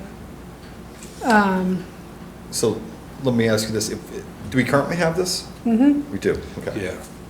Yeah. Have we been charging it? Yes, I. Yeah, there think you were haven't the been a last lot of new one. roads constructed No. in Abington over the last 8-10 years. No, Maybe. That haven't been private ways. Well, that's kind of what I'm wondering Right. is, is this something we can apply to private ways where we've released the lots, but Because we're not gonna go on the road at any point in time to do anything. yes, we are, we're gonna go plow it because fire and police want us to. Not in a private way. Yes, we will. If it's intended to be a private way. John Then L. John Sol- Stone is supposed to tell me, and then I bill them. Okay, are we doing that as a policy, I guess? John L. Sullivan Way, Crabtree, John L. Sullivan Way is not supposed to be plowed because it's a private way. And John Stone knows that. okay, But And he knows about Crabtree and the other one. Yes, he's supposed to tell me. okay. But the default, to both your points, is, like, if there's a bad blizzard and Right. the owner of John L. Sullivan doesn't pay, doesn't plow, and the town does, they're obligated to reimburse the town. That's what I want to make sure is that that's actually Yes. happening, because we have Yeah. quite a few of these right now that, Yeah, and Yep. a lot of towns are private ways, and, you know, and. I it's did interesting. send letters out to those developers that, last year, that had roads that were not yet accepted, and put them on alert that should it snow, they were gonna be responsible, and John gives me whatever the rates are, and it's a 4-hour minimum that they would get billed. The problem with that is there's a lot of older streets that haven't been, that Yeah. have been plowed for. Right. yeah. Haven't been accepted, but they're Right. private ways Right. legally. Right. And the town went through that years ago, where they were gonna stop plowing and shut off the traffic Yeah. lights, the street lights. Which they won't. And do. they had to reverse that, because it just wasn't feasible and wasn't Right. fair to people who had owned their houses there for 30 years. But this is one of those items where a developer, like, tries to time it. As soon as I can finish this, get this inspected, do my as-built, get it through to you, get it to town meeting. That process, as you know, is a 6 to 12-month process, just to go through all that. So they know they're gonna have at least one winter's worth of expenses, so they need to have a contractor on standby to plow that road. If it gets to the second winter, that developer is getting antsy, like, why am I spending this money? That road was done, they're yelling at me, basically, why hasn't it been accepted yet? And then I yell at the engineer and try to get it done. I just call upon a gentleman. Sir, did you have any comments at all? No, I just wanted to talk to you after the meeting's over. Okay. It has to do with something last week. It's Okay. not important. It's going to be informal, but I did want to talk. I appreciate you sitting through this. No, it's no problem. Okay, thank you. Better than what's on TV. This How- is better than what's on TV. How do my fellow board members feel about not tripling the special permit filing fee and the fill permit fee, especially since those are, could just be homeowners, especially the fill permit? Maybe just bopping that back to 200? Special permit filing fee from 300 to 200, Yeah, and the fill permit, from 100, or from 300 to 200. 200. I'm not gonna touch the stormwater one only because I know that it has a lot of work behind it. Yeah, the other increases, site plan review for a major project, we're talking about $100. Review fee from $5 to $6 grand, but that part of it's refundable, right? Yes. So I'm of the same mind as you, that it's, timing's tough, you know,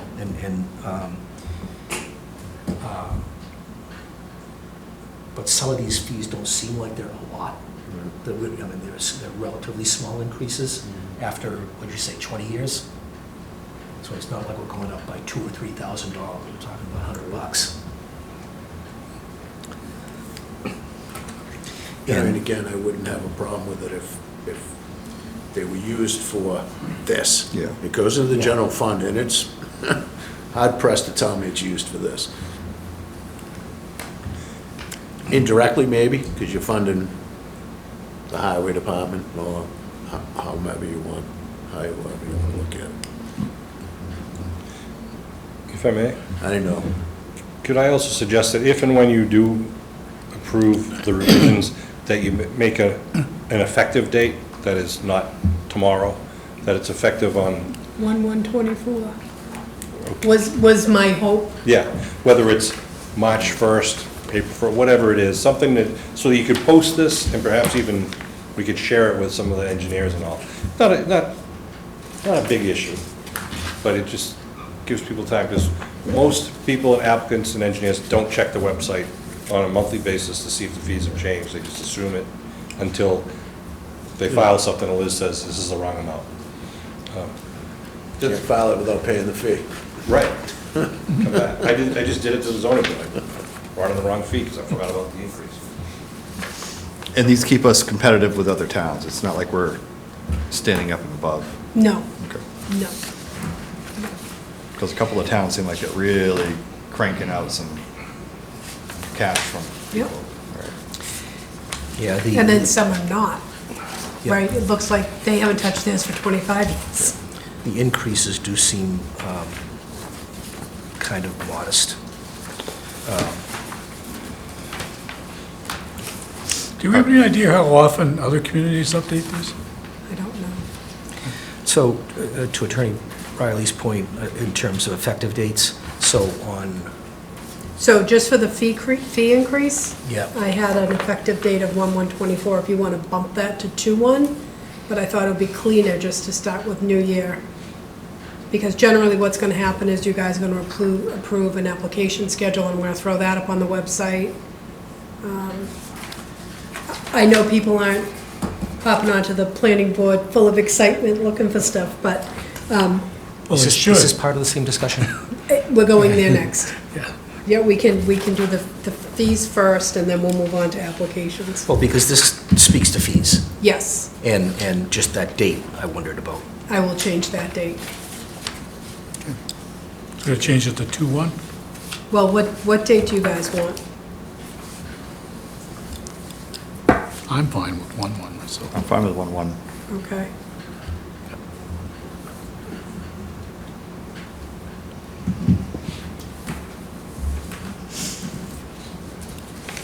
So this vote is just the filing fees? Just the filing fees, and with the language changes of changing the new filing fee on the preliminary definitive subdivision to preliminary fee of $500 and definitive of $1,000, I'll change that. And then at the time of lot release, at the time of final lot release, Final? does that? Final lot release, and then I'll just put a colon to maintain roadway, and then it'll be the $2 per linear foot. You know what, Bruce? Hold on a second. And the special permit filing fee and the fill permit filing fee? At $200 each. Yeah, okay. Maybe it'd be better, it's possible that there is no lot release, because the developer might not have a covenant for lot releases, they might instead post a bond, so the final lot release it wouldn't trigger. Maybe it might be better to say that the maintenance fee is paid upon submittal of as-built plan, because you know that's gonna happen at the end, Yep, no matter what type of surety is put in. Just a thought. okay. All right, perfect. All right, does this look good to everyone now? Yep. Okay. Yeah, okay, yep. So would someone like to make a motion to adopt this fee schedule as amended in this meeting? So moved? Second? Second. All those in favor? Aye. Aye. Aye. Okay. Move on to, So if we could do the policy next, because that's still covered under the public hearing piece of this. So Copman and Page drafted What are we looking at here, Liz?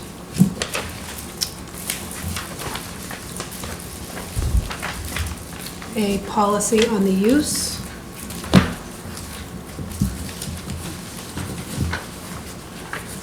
Regulation regarding consultant's fee, which I thought was actually pretty good because it includes attorney's fees, as well as the engineering fees, which we didn't have clearly spelled out before.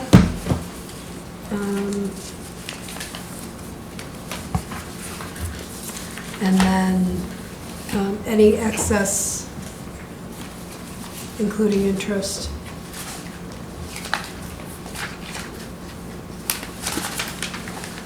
Yeah, I didn't have any, That I might have to check, including interest, because all this money is in a revolving fund, and I'm not sure that it accrues interest. So that's, I will have to check with accounting, but I'm not sure that we can have any excess amount in the account, including interest, only because it's a revolving fund. For that first sentence, do we need those last two words, in interest? I think that's an error.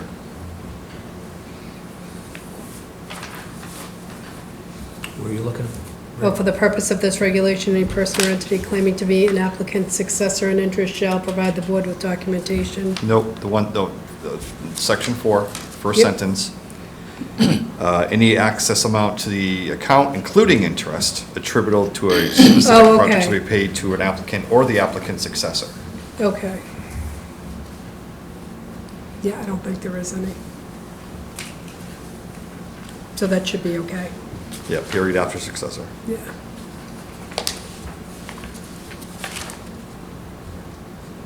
Or is successor in interest a legal term?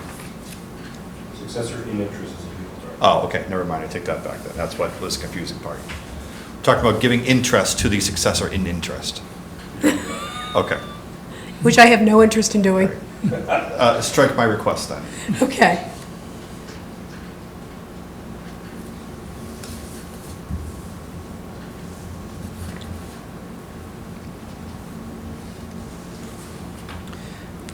Any additional comments, edits? Item 5, Liz, top of the second page, any applicant may take an administrative appeal.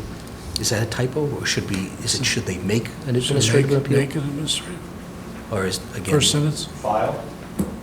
may file an administrative. Take Any didn't seem like applicant the may word. take an administrative appeal from the selection of the outside consultant to the Board of Selectmen. Ah, No, okay. that's right. Okay, yep. Yeah. yeah, good. All right. That, again, has not happened, but now it appears we're covered with a little guide on if it does happen.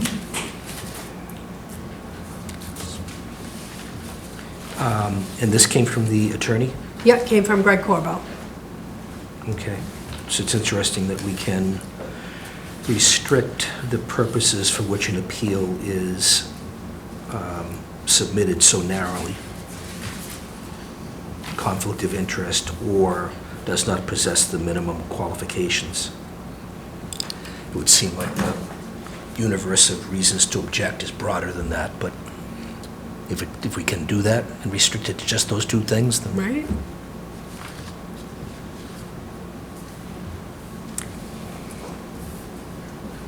Any And if other- this is I'm okay, sorry. I'm sorry, Mr. Chairman, if this was okay with anybody, with everybody, I'd like to make that effective 1/1/24 as well.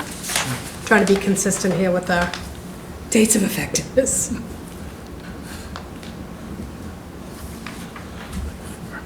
She'll be here before we know it. I know, right? Scary. Got my first 2024 calendar today. I'm going to start filling it in. So is that a motion? Motion? Bob? Second? second. Second? All those in favor? Aye. Thank you. All right, thank you, gentlemen. Now, on to the applications. So,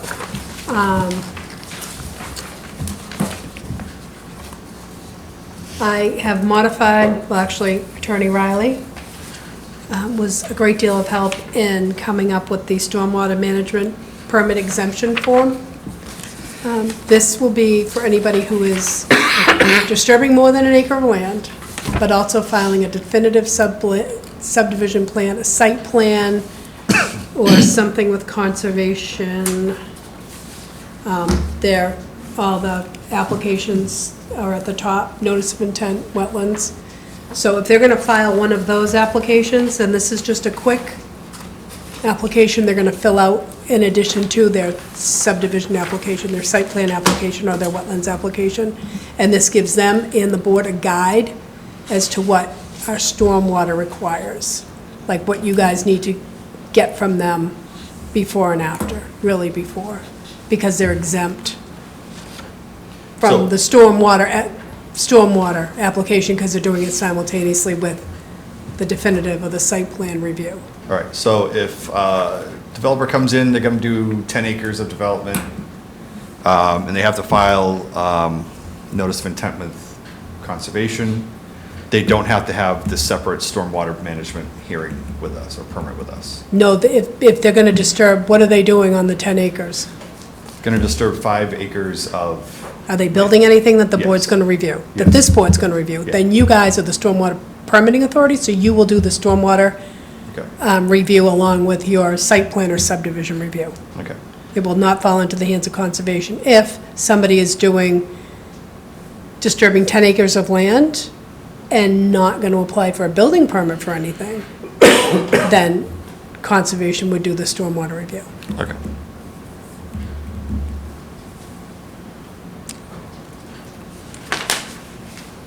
Motion. Oops. Mr. Riley. Next time I'll talk to him before we do this. Just to be clear, especially people at home, the stormwater bylaw, the stormwater management bylaw that was passed by this town and every other town was designed to fill a gap where gaps exist right now. And Liz just gave you an example. If someone's going to build a commercial building or a multifamily building, they have to go to site plan review. That's already in our bylaws. And part of site plan review is drainage design, stormwater management. So that's already being reviewed by you.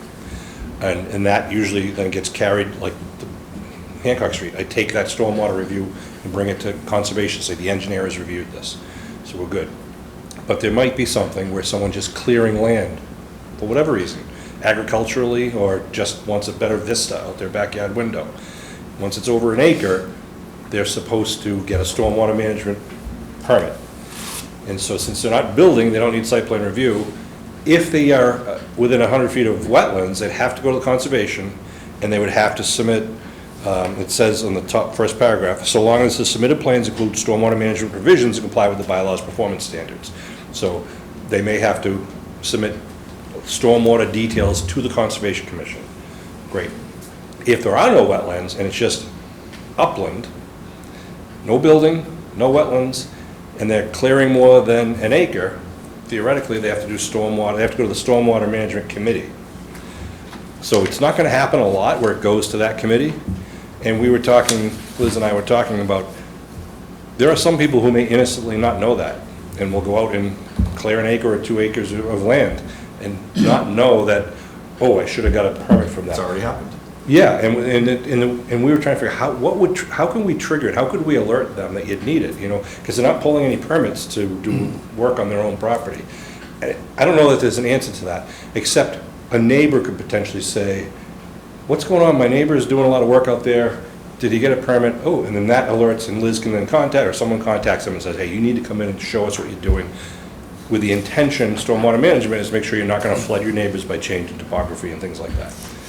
So that was what we're trying to do is not, this form says, hey, check the box. If you're already going to subdivision review or site plan review, or you're going to the Conservation Commission, and you are submitting as part of that application, stormwater management designs and everything, then you don't have to go to the Stormwater Management Committee, because it's already being taken care of by the other standing committees.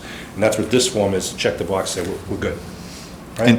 And I would argue, and I do like to argue, that the stormwater management rules that we approved a couple of years ago are much more stringent than the ones we had previously on the books, much more thorough about what's allowed, how to temper it, how to mitigate it. And DEP continues to upgrade things. Yeah, yeah, very much more in terms of just, not just flooding neighbors, but also controlling runoff from the site that could be harmful in some ways. Yeah, and try to, what am I saying, It all restore goes downhill. groundwater, you know, try to, what's the word I'm looking for? Put the water back into the ground. Yeah. It's not the right word, but you know what I mean. I mean, I hate to use the example again, but as you know, there was the Forest property where they clear cut, and then what happened was everything just ran off the site down Right. Dorsey Street and those other roads. And Right, and again, yes, so that's a good example of it. It won't happen a lot. No. Because there aren't a lot of properties with an acre out back or more ripe for clearing. But when it does, it's a way now that a neighbor or a town can say, put the brakes on for a sec, let's just check what you're doing. Not to thwart them at all, not to stop them from doing their work, but just to make sure you're not gonna create a problem, or you can help mitigate an existing problem. Sorry to take your time, but thanks for your work. Any other comments on this? Just one very minor thing, Liz, and this is, it doesn't make all that much difference to me one way or another, but at the bottom of this form, we've got contact the assistant town planner, you by name, at the phone number or at your town Abington mailbox address. And oftentimes for these forms that may last longer than we do. Than me? In our respective places. I can't imagine that. No, right? Yeah, that we use generic mailboxes. We don't really have any. They're easy to create. Takes about 2 seconds. And I don't know if I can get an Abington MA one, because we pay for those. say that again. I don't know if I can get an Abington MA Gov one, because we pay for those. Oh, really? Yeah. So I understand what you're saying. I do have a town planner or Abington Planning Board at Gmail, which I check about once every 3 months. Yeah, that's the problem with those. Right?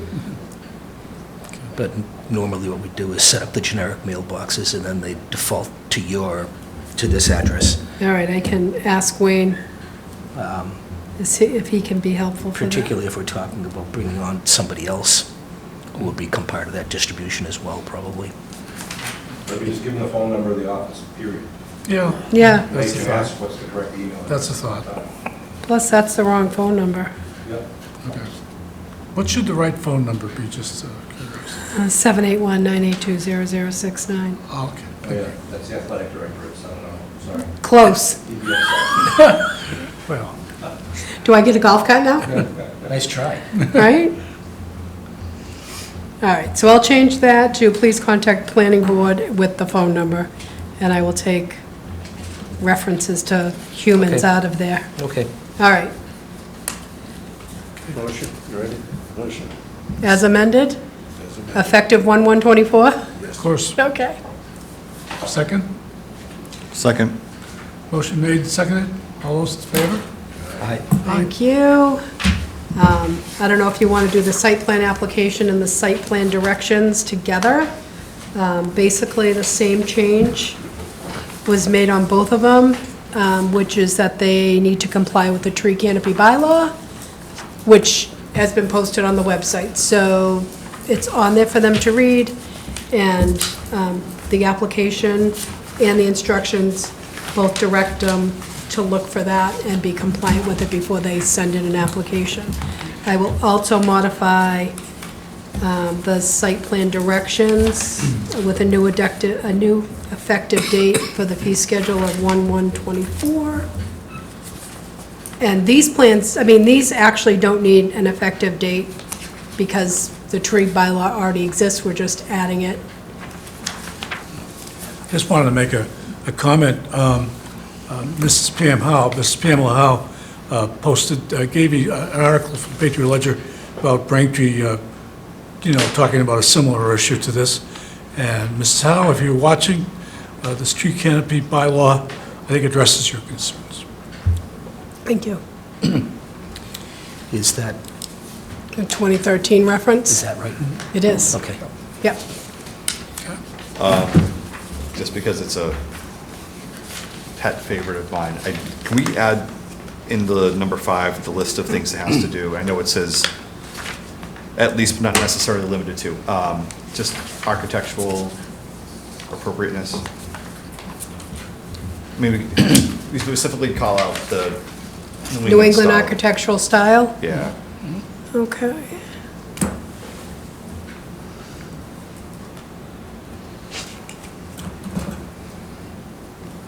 Okay.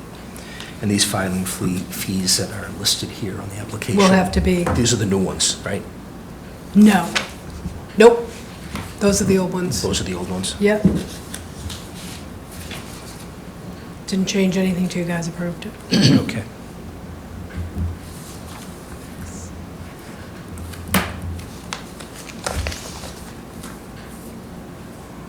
Good, motion.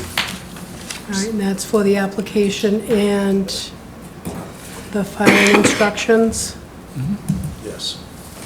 Okay. Motion made, Second? second. Motion made and seconded.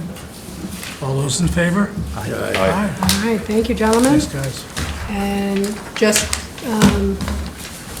wrapping that up, I have drafts of the schedule of meetings and the filing schedule. I know that it says 20, that one's okay.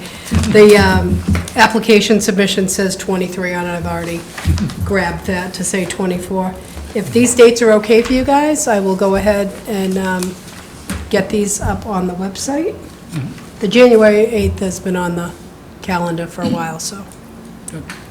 I know I post this I put this up in a corkboard in my little home Right. office. Anyway, I don't really need a motion because I didn't put it on the agenda in time, but But as if- long as those dates are good for you guys, If anybody on the public needs to know, this will be on the planning website. right? Woo-hoo. Within a day or two. Good. What's next? I think that is what I've got. We talk about the 3A community? Now you can go to 3A. Okay. MBTA, 3A communities, decision timeline, public engagement, et cetera. All right, so I had a conversation with Judy Barrett from Barrett Consulting Group, who is writing our zoning. She said she was almost done. I told her the area you guys had chosen, and she was going to get back to me. I was actually hoping that I would have it for you guys to look at, but I don't. That's, Would we have that the next meeting? well, you'll have it before the next meeting, and if everybody can just get back to me as soon as I get it, I'm going to send it to you with anything you see that you don't like, because it needs to be into the state by the end of the month. That's my timeline. Of this month? This month, because they need 90 days to review it, which would then put us at April.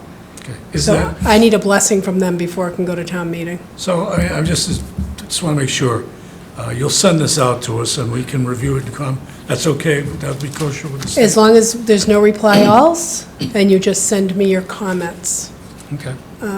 I will get them back to her, and then you guys will obviously, I think the document can be worked on simultaneously as long as they get the gist of what we're doing and there's not any huge changes, but I can also update the document with the old DHCD, which is now EOHLLC, whatever they are now.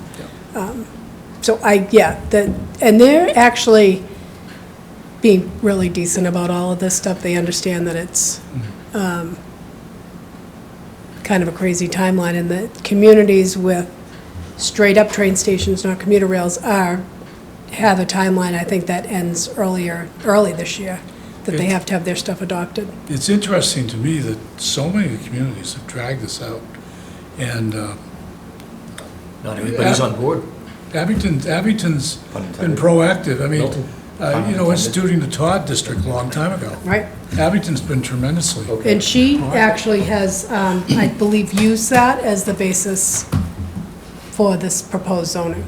So I'm going to reach out to her again tomorrow and see where it is, even if I can get a rough draft to you guys, so you guys can look at it and give me some feedback on it. Just, as a point of reference, transit-orientated development district, and that was passed by the town years ago, and that's by the commuter rail station, Abington Commuter Rail Station. Yep. And that's been successful, I think. We had the 40B housing over there, and you can walk to the train station from there. Yep. And I know when I worked for Old Colony Planning Council, we used to, measure people walking and count people and stuff like that, and they do use it. So that's been successful. Okay. All right, anything else we need? Just the last thing quickly, the budget. I met with the town manager and the town accountant, and then I went to FinCom last week. Threw myself on the sword pretty quick to get it over with this year. There are, I believe I gave you guys copies, there's achievements and goals, and if you guys could give me some feedback on what you think the achievements and goals are for the board, that'd be great. This is for, what's the purpose of this again? So this is our budget, and as part of the budget process, we have a mission statement, we have achievements. Yep. We have goals, and I broke all of that down last year between my position and the board's role. Yeah, the only thing that it appears as though on that second page, Liz, Did it not play this? it's some pieces got truncated. It looks like Yeah. some parts of it got I'll send the cut off. electronic version to you. Okay. But yeah, if you can, Because I just saw these paragraphs were cut off. yeah. Yeah. That's the This one is the note that proposal Andrew's for the next using. fiscal year. Two, notes. First, I love this because anyone who questions the growth in our budget the past couple of years, you can show them this list, and the ROI is phenomenal. I mean, it's hundreds of thousands of dollars we're saving the town because of the increased hours that you're putting in here. I mean, Yep. hundreds and hundreds and hundreds of thousands of dollars. Yep. So, thank you for all of that. Oh, you're welcome. Second, I'm wondering if you could just bullet point each individual one, because otherwise, just visually for me, Yep. and I'm sure others too, Yep, I'd like to be able to look at them separately. yep, no. And, Well, yeah, I think I got everything. I can even help you with that if you Crazy. need it. No, it should be, I can actually probably just cut some of this stuff out and bump it into another document. But I think this is so super important for people to understand everything that, I mean, we can pat ourselves on the back, but really that you've also been spearheading. So, Thank this is you. a great Yeah, Liz, this is a really great job, and can I make a motion for the board to commend Mrs. Shea for all the work? Thank you very much. Some stuff I had, I'm not sure if it showed up in there under goals, but things down the road, I know the focus has to be on MBTA community and resident education in the next couple of months. I think that's the biggest focus we all need to have to get that through in April. Otherwise, we're going to have an October town meeting because it has to be adopted a year from now. Yeah, and. Or we're going to face some penalties, or we won't see any of this anymore. That'll be gone. It's, just so the public understands, this is, a state law. It's not something that, we're making up. This is being required by the state. Right. And we've got to act on it, and if we don't act on it, we're going to lose an awful lot of opportunities in this town. It's not like, the planning board is being pro-growth. We're just meeting objectives set to us by the state, so people can have a place to live. And, and multi-unit housing near transportation nodes, transportation sites like commuter rail station is a way to meet this. So every time we've had a significant zoning change in this town, as Attorney Riley could attest to, it does require significant, convincing the people. Rather than wait to do this on town meeting floor, it's best to be proactive and to do as much of this ahead of time. And I know my fellow board members, people come up to me in Trucci's and ask me about this sort of thing, and I get emails and stuff like that. So, we're all on the same page. I think we support this, and we should be prepared to answer questions. Yeah. So, that being said, I thought a couple of things. Route 18 rezoning, that was on my list from last year. Downtown mixed income zoning, which I think was part of what you wanted to see. Top of my list, and what I've added is a zoning bylaw audit. And that is $20,000 for the review, and then up to 50 or 60 to be rewritten and walk us through the process, do the public meetings, all that stuff by a consultant. Has that been 5 years since we did the master plan? Not master plan. I know, but I mean, we did, 2019 is when we did the 2019 was master the master plan. plan, yeah. But the zoning has a lot of stuff, some of it's redundant, some of it's unnecessary at this point. Okay. I know Dan Crane went through it and talked to people, I'm just not sure how much of it actually got changed at the end of the day. I've asked Marion and Jason to, as they go along, print stuff, write stuff down. I've asked Attorney Riley the same thing, when they come up with this stuff, just tuck it in a folder, so when we're ready to go, we'll have a good broad base to start from. Liz, do we know how, I know this is conservation, but do we have any idea how the open space and recreation plan? updates I going? certainly do, we're still doing the survey that all you guys took, right? Yes. My wife took it for me, does that count? No. You can both take it. You both take it. So the open space and recreation plan is, that survey is still open, that will be open till the end of December. I think I told you guys that it's being funded by our DLTA money, which is District Local Technical Assistance from OCPC, some CPA funds, and the Narragansett Bay Estuary Grant, because we're at the top of that, which I found fascinating. I'm sure my buddy my friend Bill Napolitano, who worked for Serpent, now works for Old Colony. I'm working with Joanne at Yeah. Old Colony, so she's spearheading from them. So I would say after the first, it will really get moving, doing the deep dive into the particulars. But yeah, so the survey's out now, and we've gotten some great feedback. That was what I said earlier, the outside gyms is hitting for number one And on we what have- people would like to see. And we have that information available right here in Town Hall. We do, right downstairs. Right down It's on the your walkway. website. So, So you can't say that the information on that hasn't been publicly No. distributed. Never mind, I can't remember what I was gonna say. Well, I just have a question.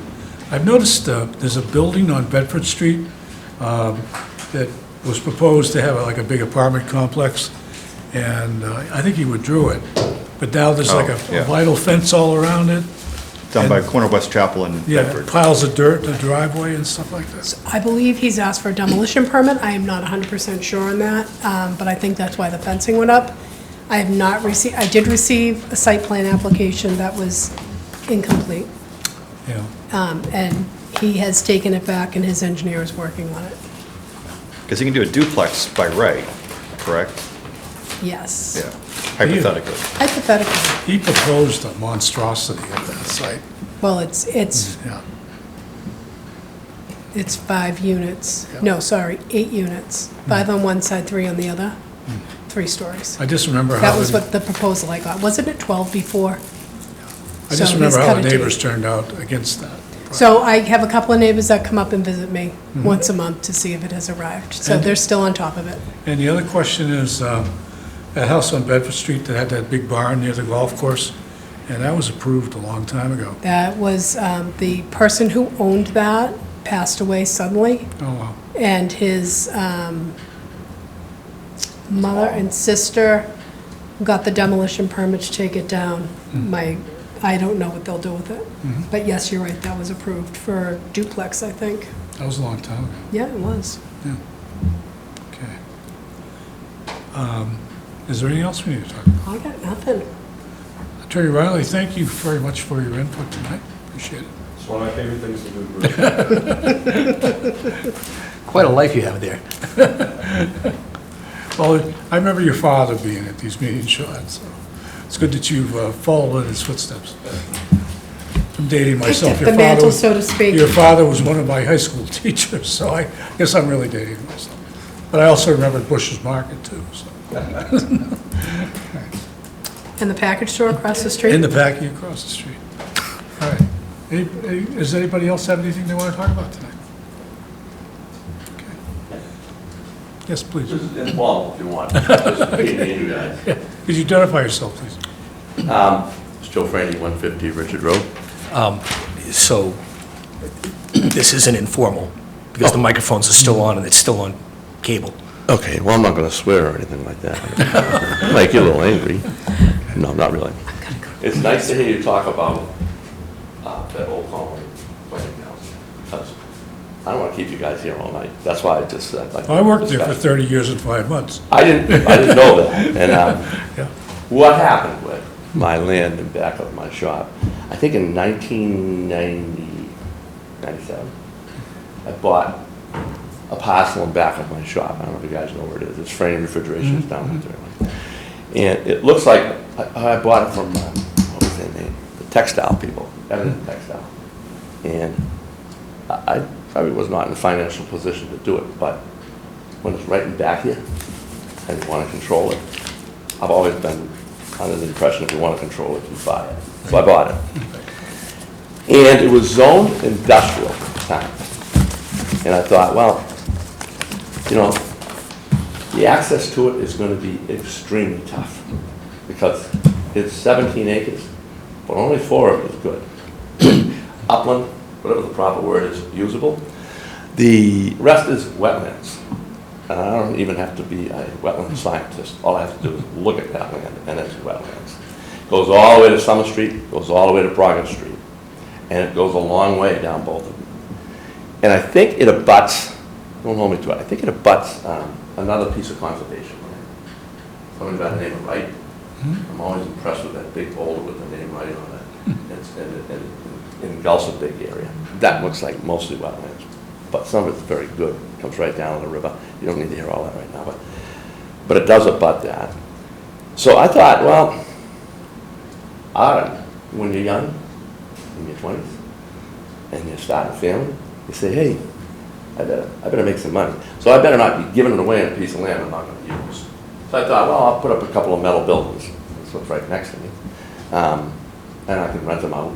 And the access could be right over my own property, I believe. It wouldn't be a road or anything. It's just like, you've seen it right next to me is the same way. You can still sell that piece down the road, and those buildings go with it. It's all one big lot with that on it. That's how it was in 1997. That's what I thought I'd do. And,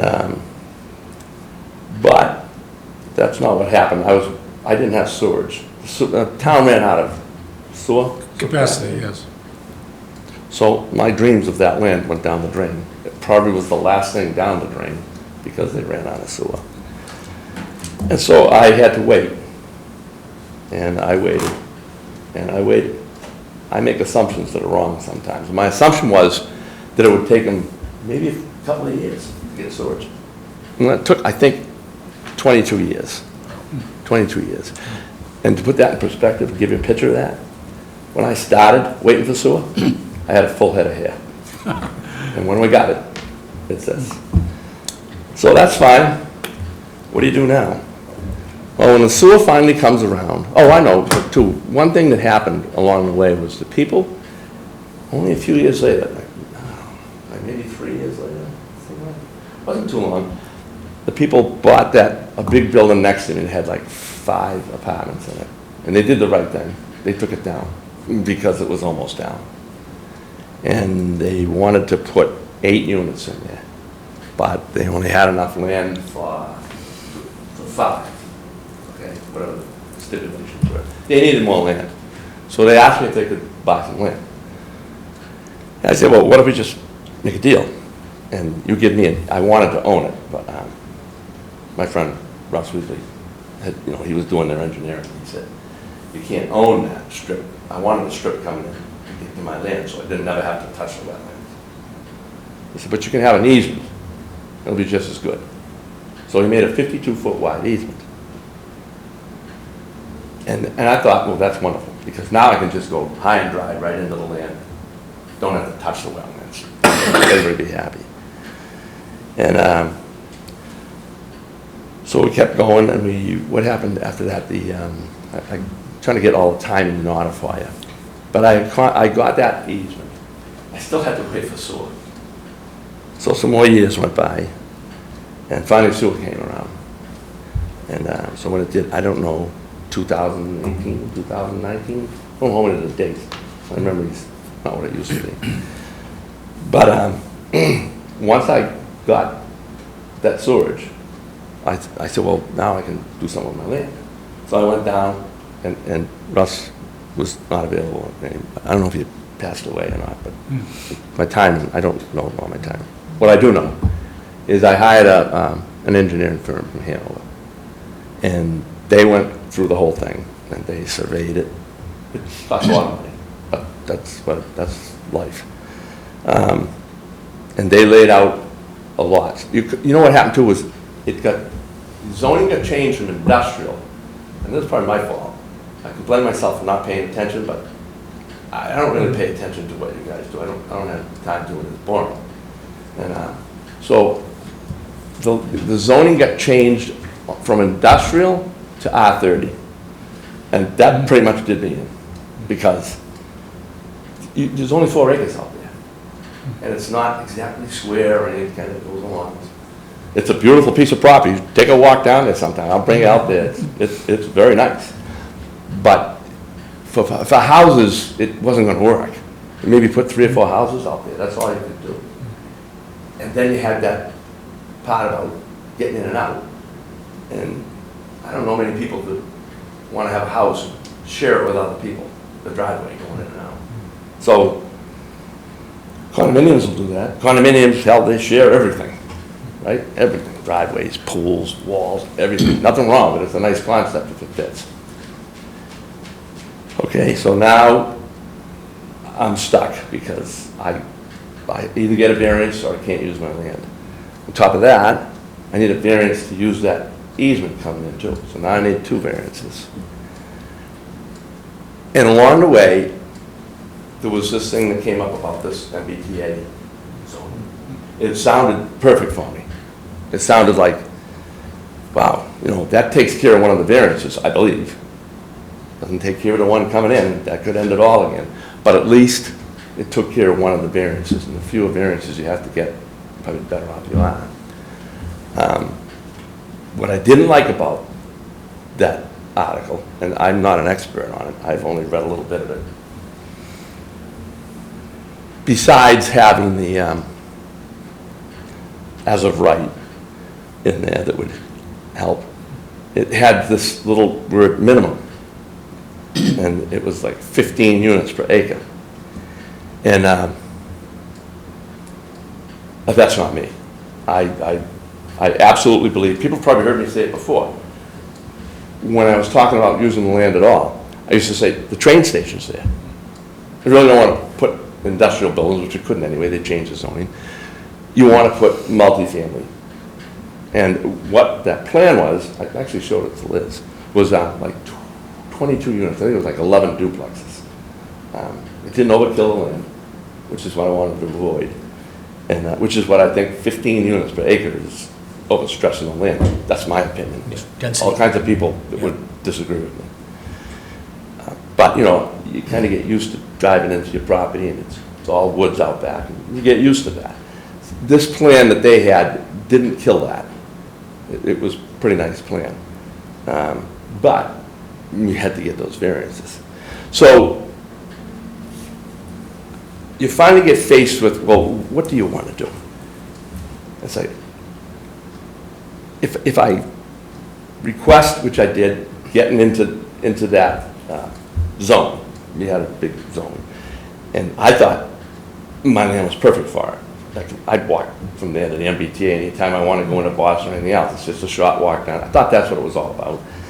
And so I requested, that's why last week Liz gave you a piece of paper and it had my lot on it. That's what I was after.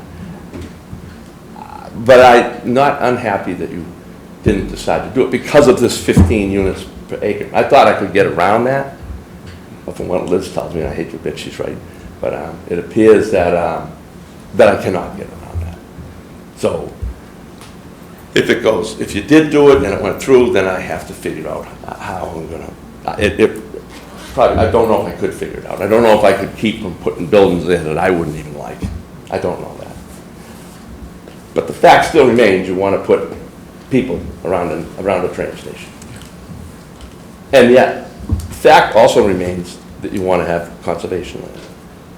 So just by having discussed, I'm torn. I mean, I'll take information from anybody and try to put it together. You know what? I'm trying to make everybody happy. Everybody happy. I know that's impossible. So when I had talked to Liz, I had mentioned, well, maybe I'll just sell it. And part of that is pride. I'll sell it to the CPA, whatever it's called. They're supposed to buy open space if they have the money, and I don't know if they do or not. But, and that is just, I thought of that, and then I thought, well, maybe I'll just donate it. But you get back to that pride thing and you say, so let me get this straight.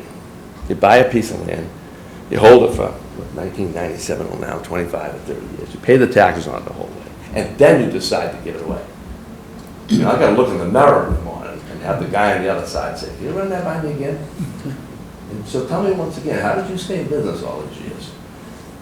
But that doesn't mean that you can't give it away. So all these things I'm considering. That's why I'm talking. That's why I want to talk to conservation, talk to anybody except for Sean. He doesn't like when I talk to him because I talk too long. And so I had looked at, I think right now I'm going back and forth because part of you says, you know, you should be trying to put more housing in there for the train station, but I'm not part of the zone, so I really don't have to consider that. And the other part says, so what do you want to do? Do you want to sell it to conservation? I mean, conservation doesn't buy it. Sell it to CPA, you want to donate it to them? Do you want to donate all of it to them? Do you want to donate part of it to them? And And when I was trying to decide some of this stuff, I was interested in this thing that said, right, it always intrigued, it doesn't take much to intrigue me sometimes. It's just a big, you ever see it? It's a big boulder with the guy's name on it. I wanted to see who he was.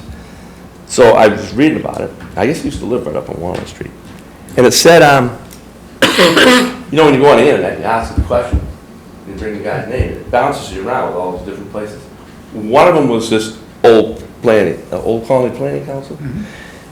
And they had like a 150-page report in there on Abington alone and what Abington should be looking to do. And it hit some pretty good points about cleaning, like, beside the Shumatusket River, addressing this back end of it. And it talked about further up where I grew up in North Abington, I was all over North, I've been all over town and all. Would that have been the master plan or the open space and recreation plan? You know, I didn't read every detail, there's a lot of reading. Yeah. I got intrigued by that one article because it started talking about places I know, like in back of the Frollo and Atwood's Pond. And we hung out there a lot. It's probably the open space and recreation. We used to pull the boards out. And, you know, we used to pull the boards out and we'd build a raft. And then we'd pull the boards out and the raft would go all the way down to the Grove and then you'd pull it back up and whatever. But we spent a lot of time down there. So it kind of drew me a little bit, like, oh, you know what? Maybe you should donate the land. Because if they ever did any of that, I mean, I walk all the time. I walk by my shop and I walk down. None of this is ever going to happen. I often look at that sluice way and I wonder what it used to. As long as you're not pulling boards out of it. No, I don't. No, I think they caught on it. Now they got grates over it. You can't get to it. Yeah. But it would recharge right away. But so that's where I am right now. I look, you know, I say, well, donate it. That means something you got to. It's just something I got to get by, buying the land and then paying taxes. Just something I got to get by, because when I see there's an interest in it, when I read that stuff, and then when I look around town, I mean, I have grandkids in town, and their mother, their fathers tell me all the time about this beautiful rail trail down there. That's outstanding. And I guess they're putting bicycle trails in. Yeah. And you read about open space and everything. And as long as people have an interest in it, I don't feel like I'm wasting money or wasting time. And so that's where I am right now. I'm trying to decide what's the best route. Probably should be talking to conservation instead of you guys, but I wanted you to know that you didn't make a wrong decision. Either way, it would have been fine with me. That's not. I just thought it would fit either way. It'll work either way for me. And if I take that plan and I go forward, all that means is I have to try to get 2 variances. I don't know if I can get 1. I don't know. I don't have a crystal ball. But then comes the other. And then you go back to, well, once you decide this before you paid all that money and had all these plans done, you should have, but I didn't. You know what? You get on a mission and you don't stop to look around. You follow any of this? Yes. Do you know who owns all the land out behind Spencer's and that whole group? Is that part of yours? No, Anderson Installation, they own all of that. They own, well, if you look at my property, they own to the right, going all the way back to where there's like a wood line.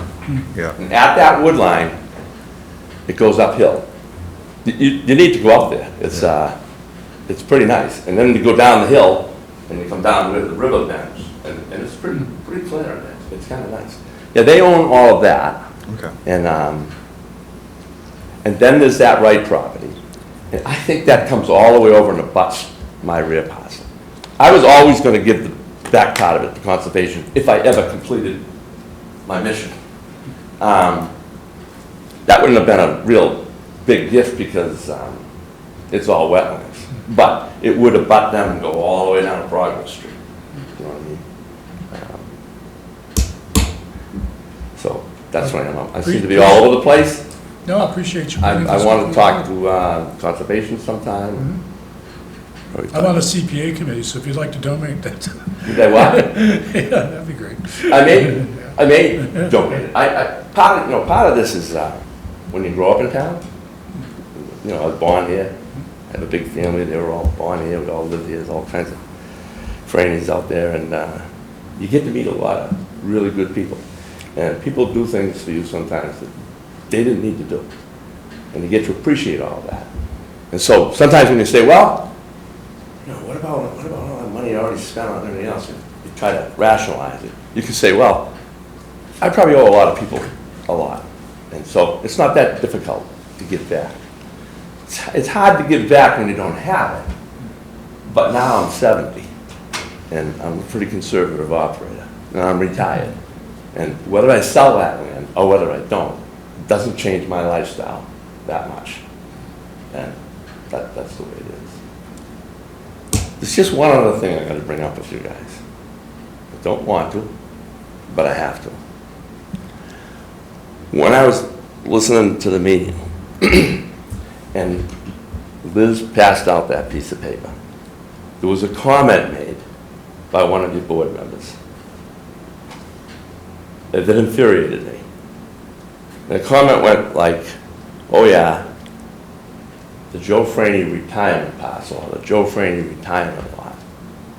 That comment was made. Anybody know what that was based on? What was that based on? What is that comment? Nobody's going to answer it. All right.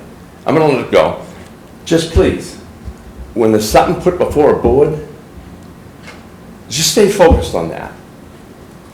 Don't let, I hear bias in that statement.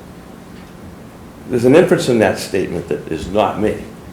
That doesn't belong on a meeting, in a board. It doesn't belong there. It can be taken personal, which it was, and that's not a good thing.